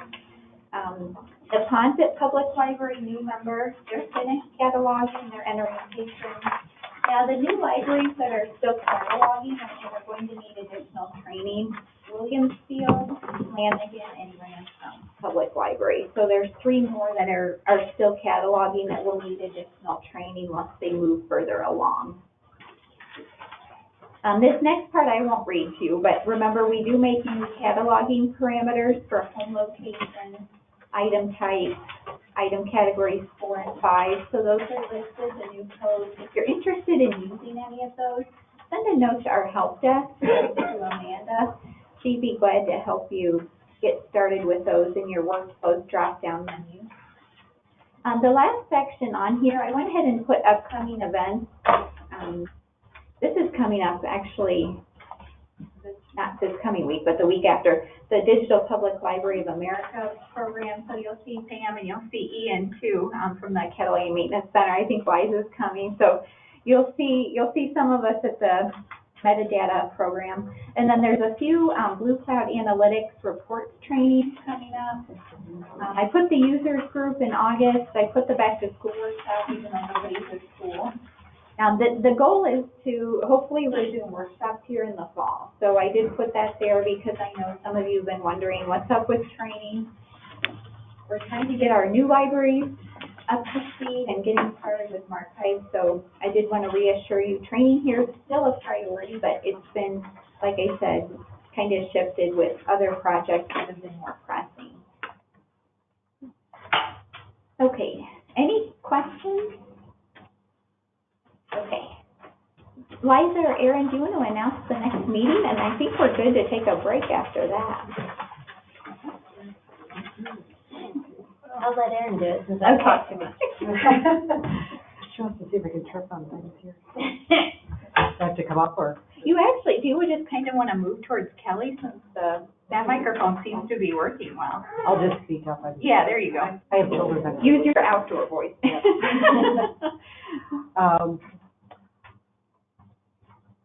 Our in-between meeting will be scheduled if necessary. It's virtual attendance only, and our next full meeting will be Thursday, September 13th at 9:30 in the morning. And that is posted on L2, so if you know you can come, go ahead and register. Okay, I think we're ready to adjourn. Thank you. That was a whirlwind meeting, but I appreciate everybody's participation. So why don't we reconvene in, I don't know, let's try to reconvene at about 11:15, and that gives the staff time to get set up, and then we'll get ready for their presentation.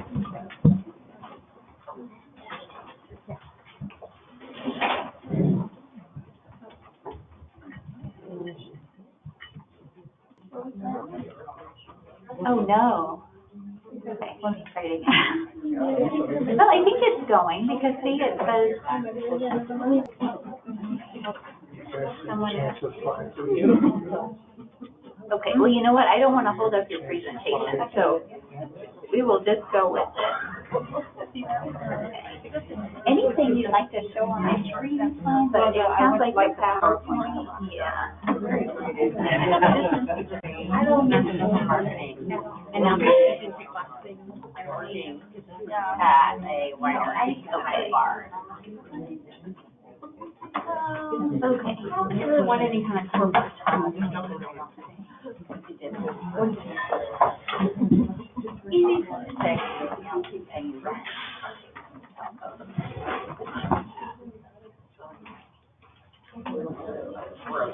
I think we're do you want to stop there? Okay, is everybody ready? Okay. My name is Sherry Schuler-Faust. I'm one of the CMC members. This is Dr. Pam Thompson. Thomas, gosh darn it. I know, We have a Cassandra Cassandra now. Thompson. I know. Everybody else. A lot of you have emailed Vince Andrzejewski at the back of the room. Joanne is standing up in the white shirt. She's the big cheese of the whole. I'm in charge of BS. And then Edie Elliott is back there. She's actually a share director, but she sort of like oversees Vince and me because she doesn't trust us. Right. Kidding. She shouldn't. And then Ian is CSC cataloger in our Champaign office. So this is a show of hands, and I don't know how to do the other thing, but how many of you have actually ever heard of the CMC before?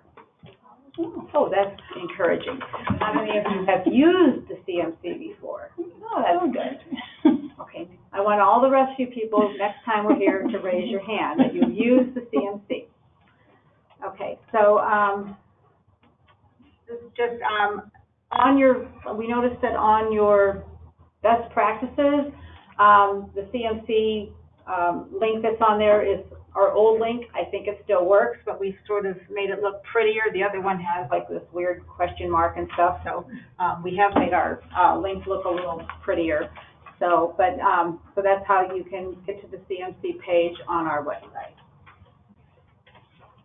Okay, so just a little background. The CMC was created in 2001 in order to clean up the database, basically. And then in 2011, within the CMC, back when it was started, it was Historic Library System, Lincoln Trail Library System, and Prairie Area Library System. They all had people in their system, library systems, that work on the CMC. And then in 2011, Prairie Area decided to drop out of the CMC, and then it was just run, and at that time it was Illinois Heartland Library System, and all the, you all probably know the whole system merger and everything. So, so in the past, since 2011, it has just been with the Illinois Heartland Library System. And well, these are all the people that you see here.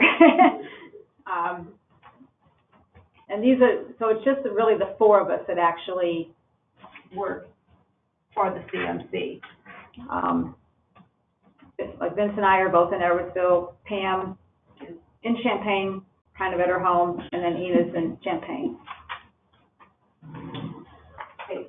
So these are some of the highlights that we did in 2017, and it says that 1,727 new or enhanced cataloging records. It probably doesn't sound like a whole lot.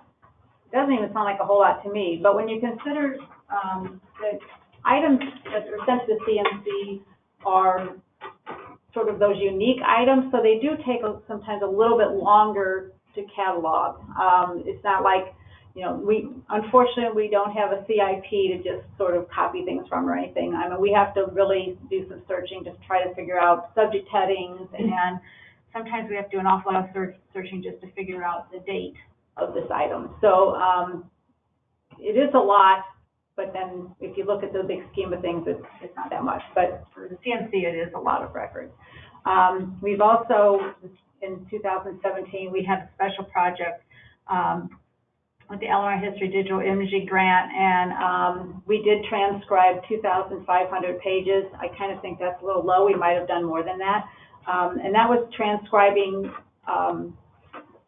some naturalization papers, prison records, a catalog from the botanical garden, Morseman, what was the name of the, not Morseman, what was the name of the college, the Lombard. Lombard. Maple Lombard. So we had to transcribe all these digital images that were from like their scrapbooks and things like that. Lots of letters. Lots of letters. We also provide 200 authority records to the Library of Congress every single year. And we do conduct training. We did conduct training in Effingham, Galesburg, and Westmont. You might have gone to one of those trainings. That I think Lynn Fields did one of the trainings, and then Pam did the other one. Okay, so the services that we do provide, original or copy cataloging of your eligible collections that are owned by Illinois libraries. These libraries must be system members, but if you're not, I mean, when you're here, you're a system member, so that's okay. We do catalog training, and we're actually adding more and more to our training that we're going to be providing. We'll assist with any kind of questions that you might have with regard to cataloging. We'll do consultation on metadata projects. That's Pam. And as I said before, we do contribute to the Library of Congress for Authority records. So what are the eligible collections that we would do? Most people think genealogy, local history. Yes, we do those. The next thing you think of is local authors. We do those.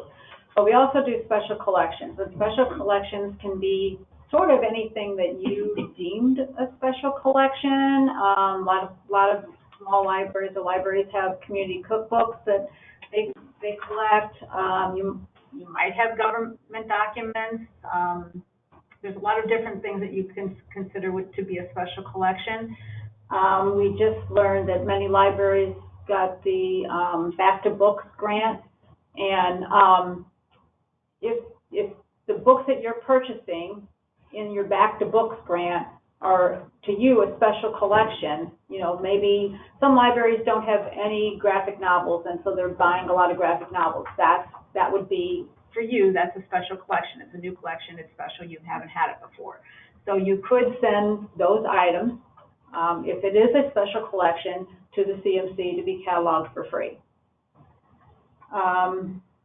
And we also can provide records for items that you have that are not in English. We kind of do some of we used to have someone in our office that spoke German and Russian, but he moved on, and we had a lady that was Chinese, so she spoke, I don't know if it was Mandarin or whatever she spoke, but she spoke one of those, so that was helpful. But now we just, you know, we use the same sources that a lot of other people source. I use Google Translate a lot. I get a lot of things in German because we have, I don't know much about up here, but in the southern part of the state, we have a lot of libraries that collect a lot of German Bibles or genealogy or church records and stuff. I use Google Translate to figure out what they're about. So, but we will provide you with records in other languages to the best of our ability. So what do we catalog for free? Basically, we catalog things for Illinois libraries. So we'll catalog anything that reflects your community that's in the state of Illinois. And if the items don't represent the vast majority of your collection, that's what is deemed a special collection. So if you do have a small collection of local art exhibits, or not even local, just art exhibits. It's a small collection of books that are on art exhibits. That could be a special collection. You just have to let us know what it is. I note here that a special collection we did for Shawnee Public Library, it was also local information, so it was not totally, I mean, it was special because it was also Illinois Library. But I also did one for Effingham Public Library. They put kits together for people that had Alzheimer's or dementia, and they were, you know, in boxes. And like say there was one about cooking, so they had all sorts of cooking utensils, some cookbooks, salt, pepper, some spices, blah blah blah, in it to bring back so that they could take it to Alzheimer's patients and have them bring back memories. You know, it was a way to communicate with people that have Alzheimer's and help them with Alzheimer's. So that was a whole special collection. They must have had maybe 30 different kits of special things. So that's a special collection. So just so you know, I mean, everyone probably knows what a genealogy book looks like, but some of them can be, you know, really old and stuff, and we love to do those. Those are my favorite, to get stuff that's old. Or there's obviously genealogy things that people are discovering now that they've just written. So that's what genealogy looks like. Local history stuff, obviously about Illinois. And then local authors. Now, local authors are really the tricky one. So we've got a little bit of information on local authors. So this particular book, the first one, on the author's website, it said that she was born in McHenry, Illinois. She resides in Chicago, and she has some sort of thing in Brownstown, Illinois. Well, obviously she's local. She's in Illinois. She's lived in Illinois, etc. So that is a local author. This particular book, on his website, it says that he was a retired educator for the Illinois Department of Corrections, and obviously wherever he lived before or whatever, he's back in Southern Illinois.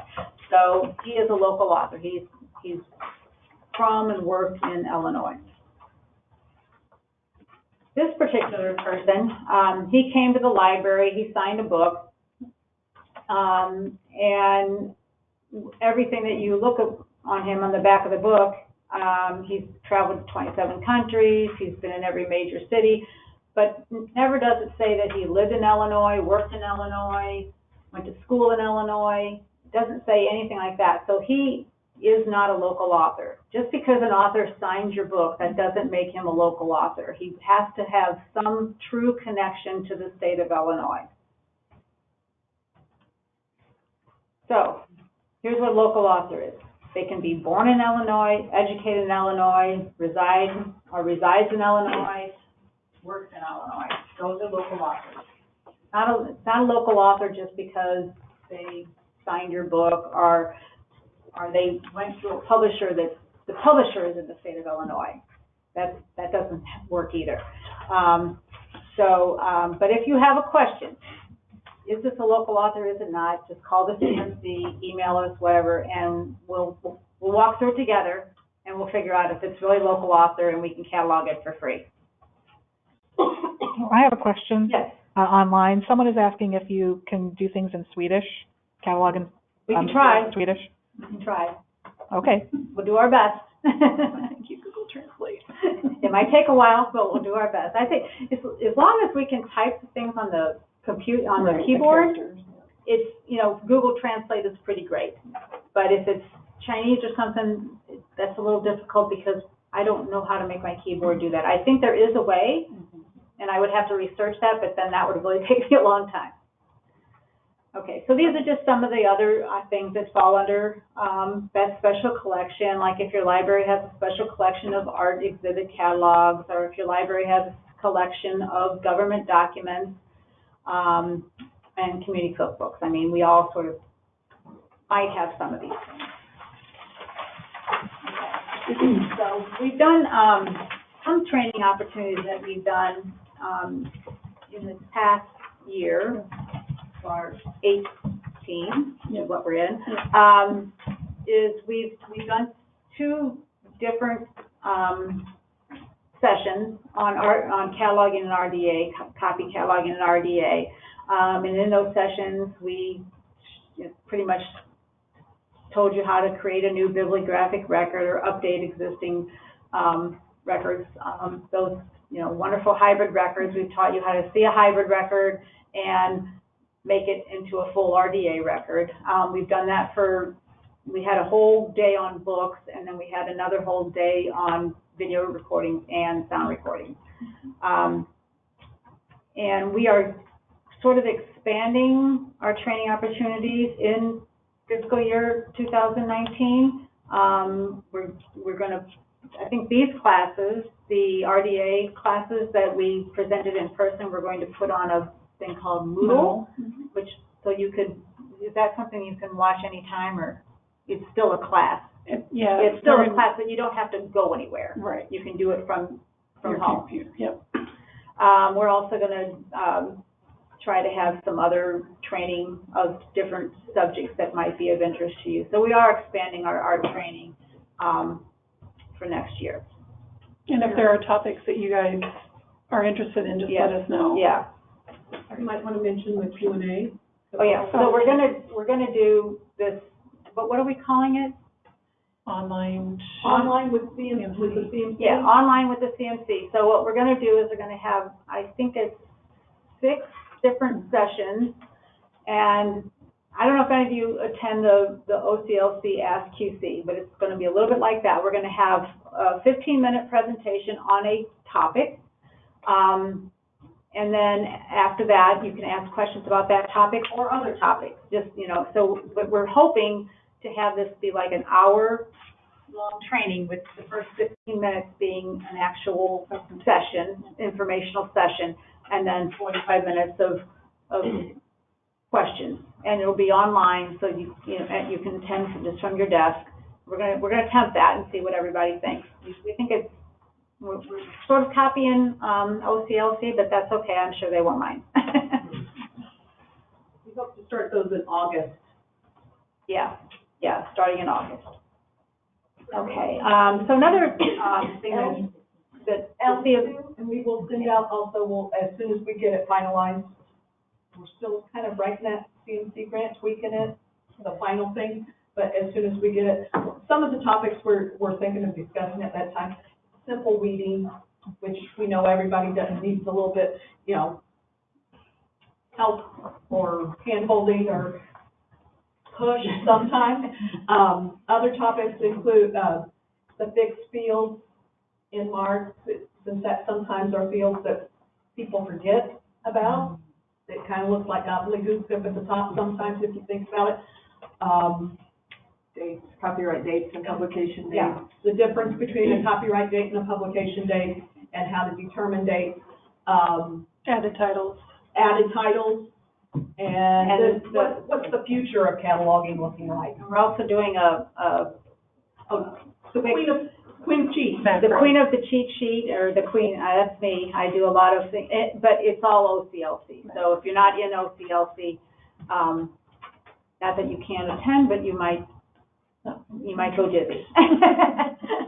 Okay, so one of the other things that we do provide is record review. So if you have some records that, if you're still like uncertain about RDA or whatever, and you do some records in OCLC, that you're just not quite sure if you've gotten all the fields in there that you need, all the elements, especially with RDA changing constantly, especially in those 3x fields, you can send us a file of those records, and we will look through them and give you any ideas, or, you know, whatever you need, whatever is missing RDA-wise. Now, we can't help you with your local database and any of your local practices. We certainly couldn't do that, but we would give you the basic RDA cataloging of your records, and then after that, then you could do whatever local things that you do with your records. When I do the records, I like to give you a detailed explanation of why I'm saying this. I just don't say change this. I say, you know, this is what it should be, and this is why, so that it's a good learning experience. Now Pam's going to take on the metadata.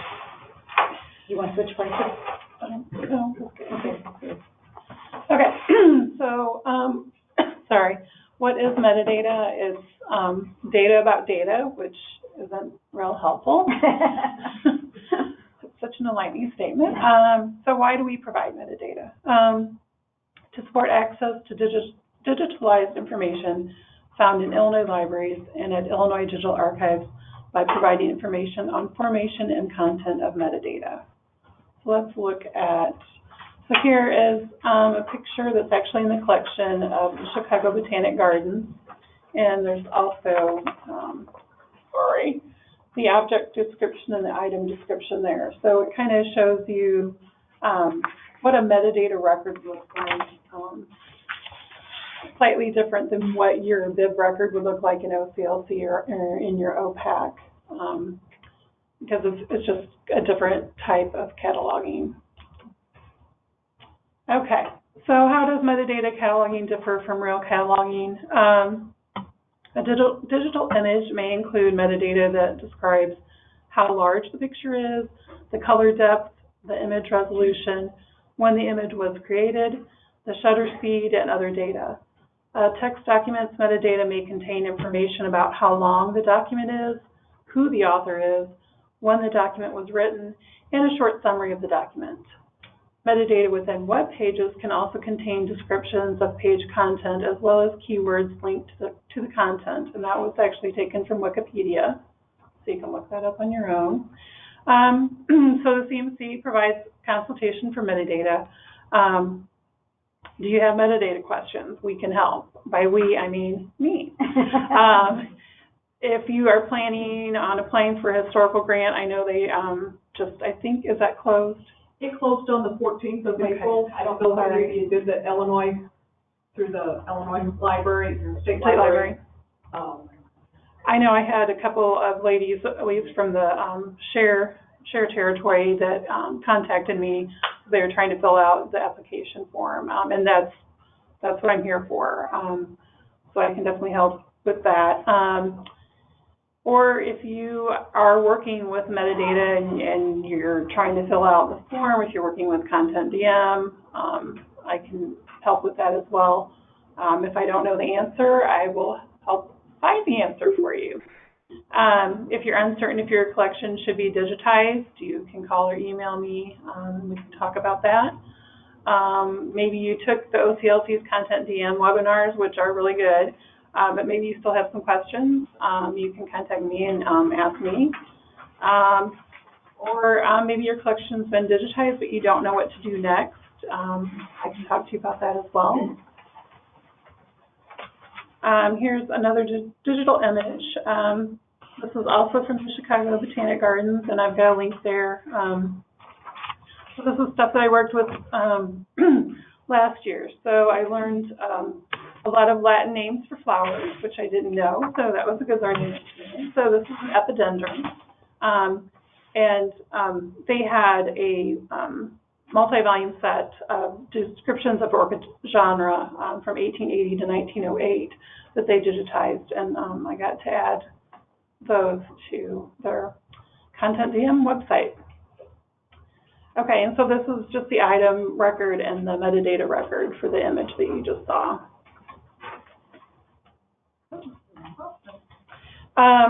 This is part of the collection that SIUE, or no, SIUE owns.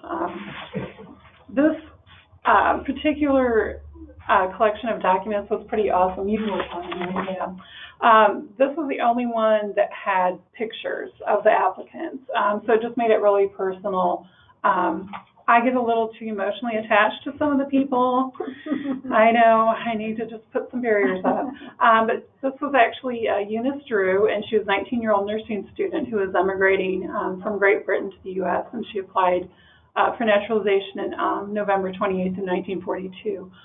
So these were actually, I think, probably the more recent of the collection, because most of their stuff that I've been working with is from the 1800s. So, you know, these were current documents. But it's been Sherry and Vince and I have all worked on this specific collection because they have over 22,000 pages of documents.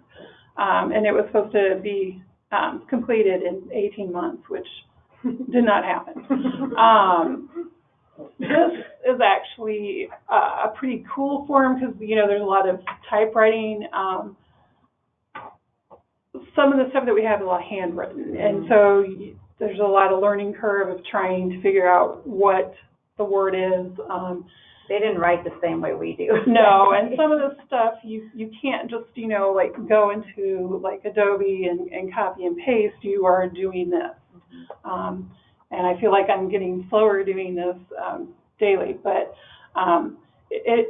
for me, I'm not like a huge history buff, but this has just been a really cool experience just to work with some historical documents.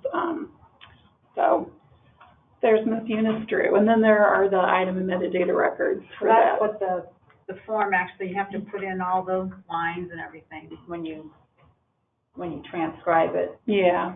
So that's all that's all the stuff that somebody had to type in manually. So if they could find some awesome software that would just not just only scan it, but it has, like, those words have to be entered in there for those to be keyword searchable. Okay, so that's why that part is important. part of the Meadville Lombard collection, they kind of had a variety of stuff. They had documents from the World Columbian Exposition, which was held in Chicago in 1893. So this was a digital picture from that, and that was also a really cool collection to work with. That one was completed on time-ish. Yeah. I know. Well, I won't. Yeah. I didn't get the documents as soon as I started working. That would have helped. Oh, this is me. Sorry. And just so you know, one of the things we are not doing anymore is that transcription. We're not going to be doing all that typing for any collections in the future. That would be very time consuming. Yes. Yeah. Okay. I'm sorry, before we move on to authority records, we have a question. Sure. We have a lot of microfilm rolls of local newspapers. This is Anita Smith, by the way, who's asking this. We have a lot of microfilm rolls of local newspapers and a few microfilm rolls of the census. Mm-hmm. Are any of these items can be done digital or digitized? They would have to get them digitalized. Right. And then she could. There are companies that will do that, then yes. She could consult them with the metadata record if they got them digitalized. Yeah. If she's wanting them as they are to be cataloged, we can do that too. Yeah. That would be, Vince does a lot of that because he actually has the microfilm reader on his desk connected to his computer. Right. So if they're not cataloged, that definitely falls into the CMC done free. Special collection. That's a special collection. Yep. And probably genealogy. Right. All of it would be considered genealogy. Newspaper and census records would be genealogy. Yeah. So if they're not cataloged, send them in. Yeah. But she's wanting to digitize. If she's wanting to digitize them. Yeah. Yeah, we can't digitize them ourselves. If they want to get that done through a third party, she'll help her with the metadata part of it. Okay. Okay. Authority records. So everyone hopefully knows the importance of authority records. And so I'm not going to go over what authority record is because we probably all know what authority record is. But this is what one looks like in OCLC, which is where we do the authority records in OCLC, and they go up to LC. And we're actually adding them to the LC authority file. So on this record, you can see her name, and then I always think it's nice. A name like Emily Elder may not be that popular, but let's say it was Bob Smith. That would be a pretty popular name. So it's nice to find out where they live or where they were born or whatever dates. Their birth date's great.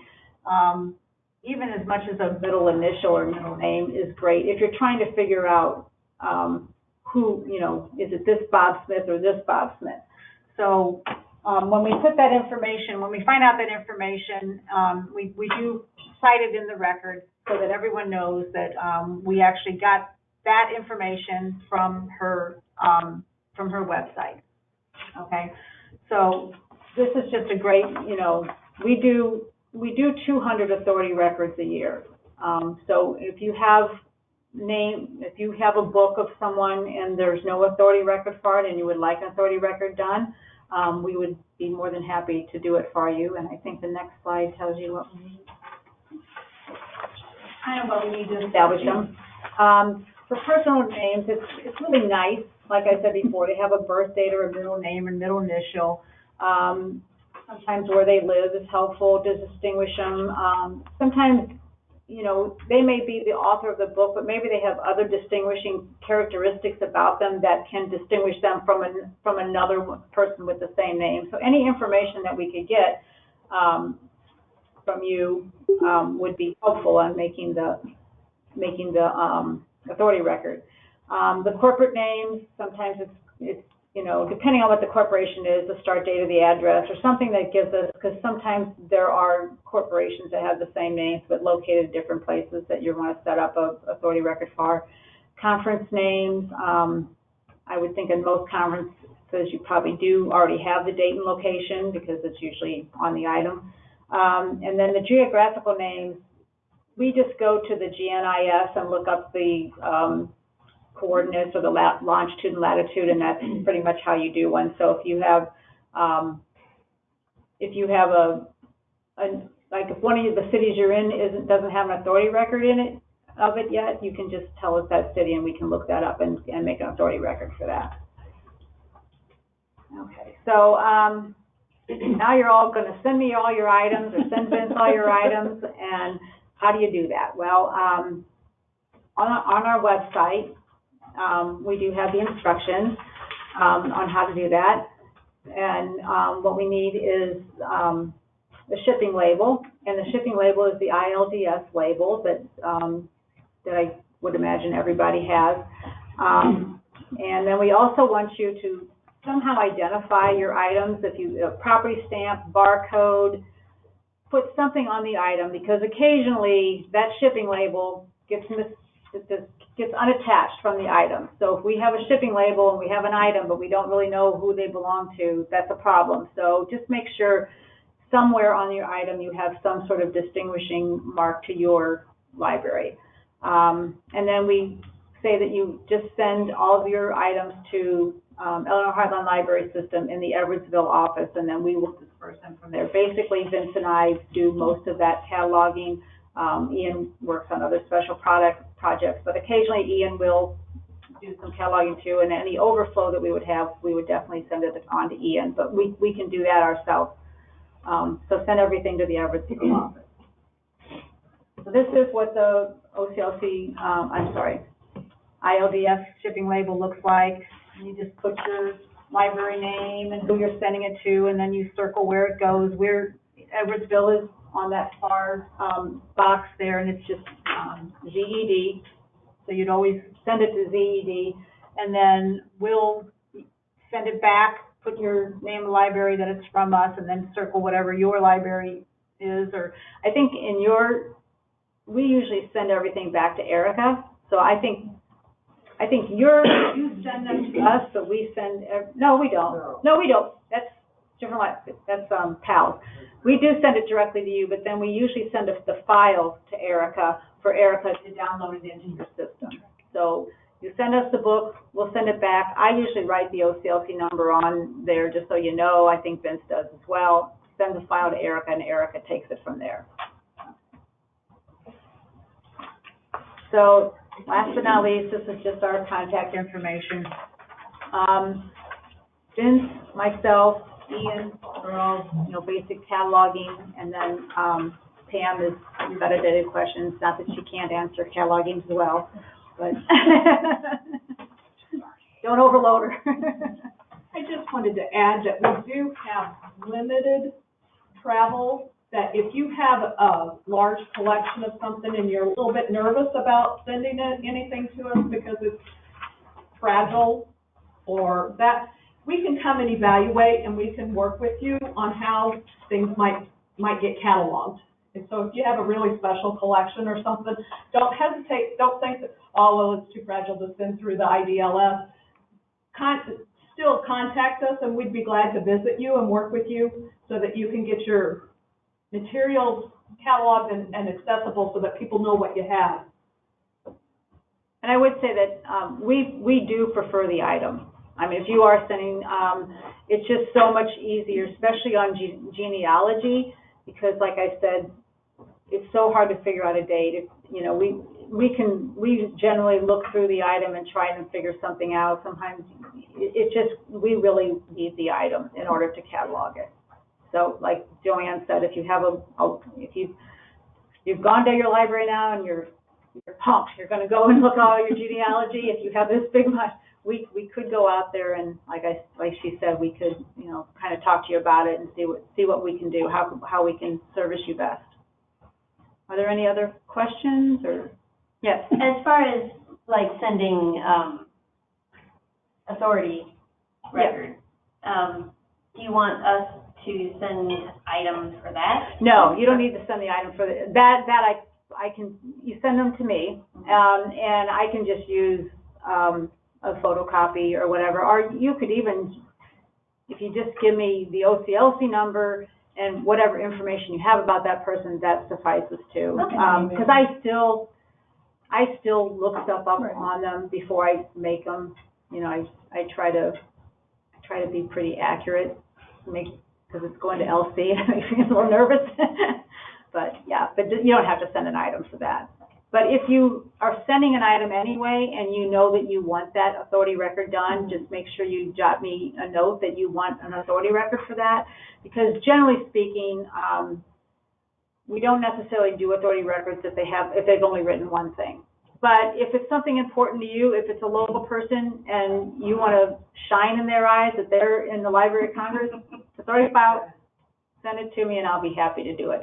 Because 200 records is a lot.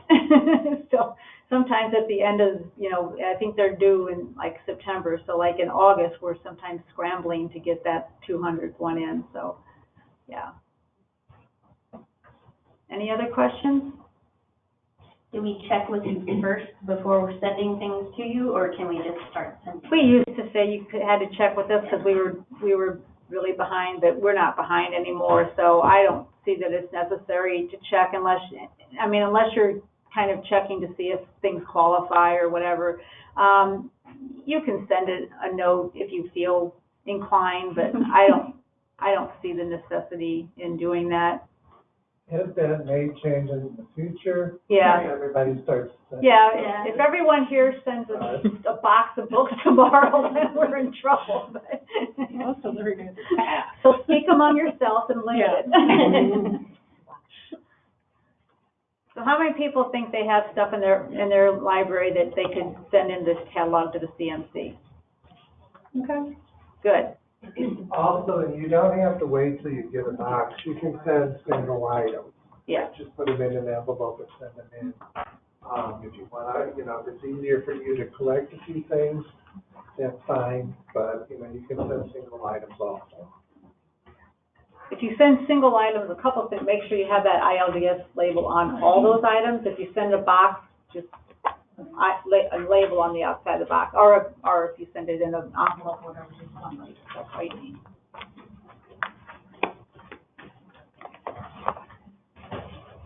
I'm trying to get out of this, but my mouse won't find this.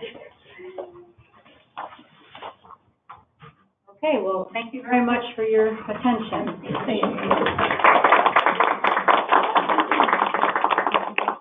Thank you. That was a very helpful presentation. I was glad through some of you had questions on the apply to your own collection. Just don't forget about the CMC. That's something we're trying to make sure everybody knows about.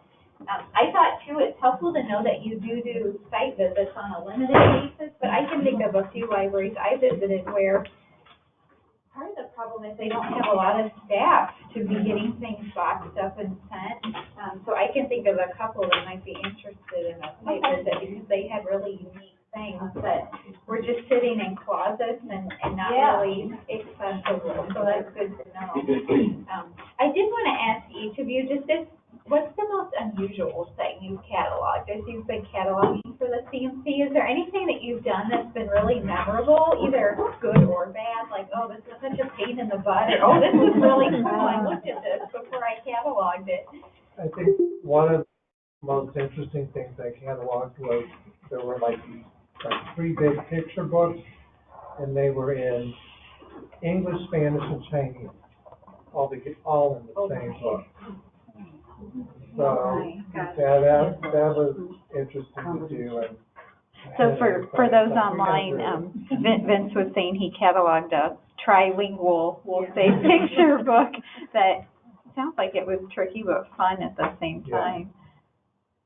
I am a history buff, so I love when I get, and most interesting to me is diaries of Civil War veterans, and I cataloged one that was all his letters that he had sent home from the front, and that, to me, that's very, very interesting.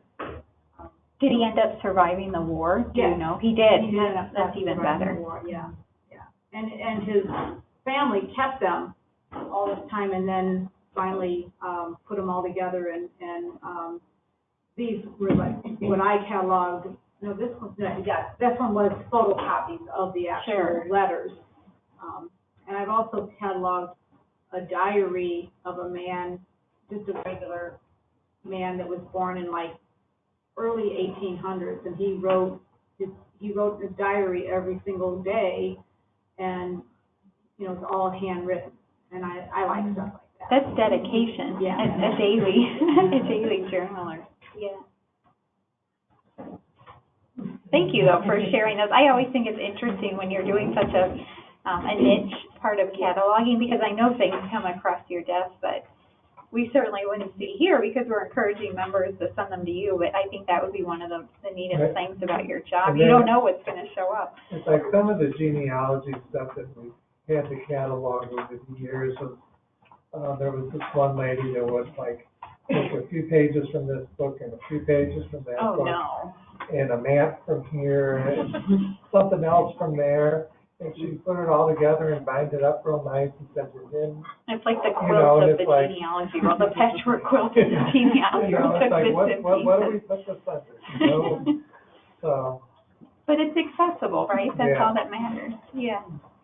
Thank you again for visiting, for doing such a wonderful presentation.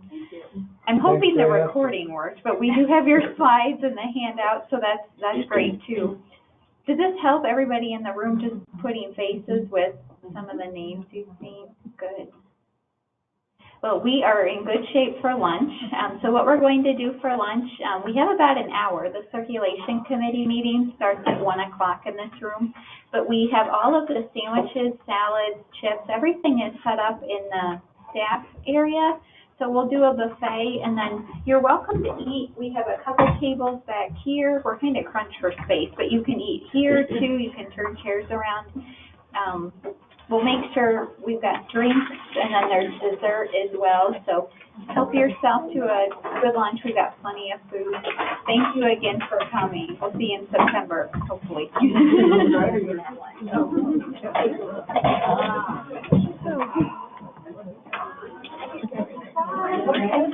What's that?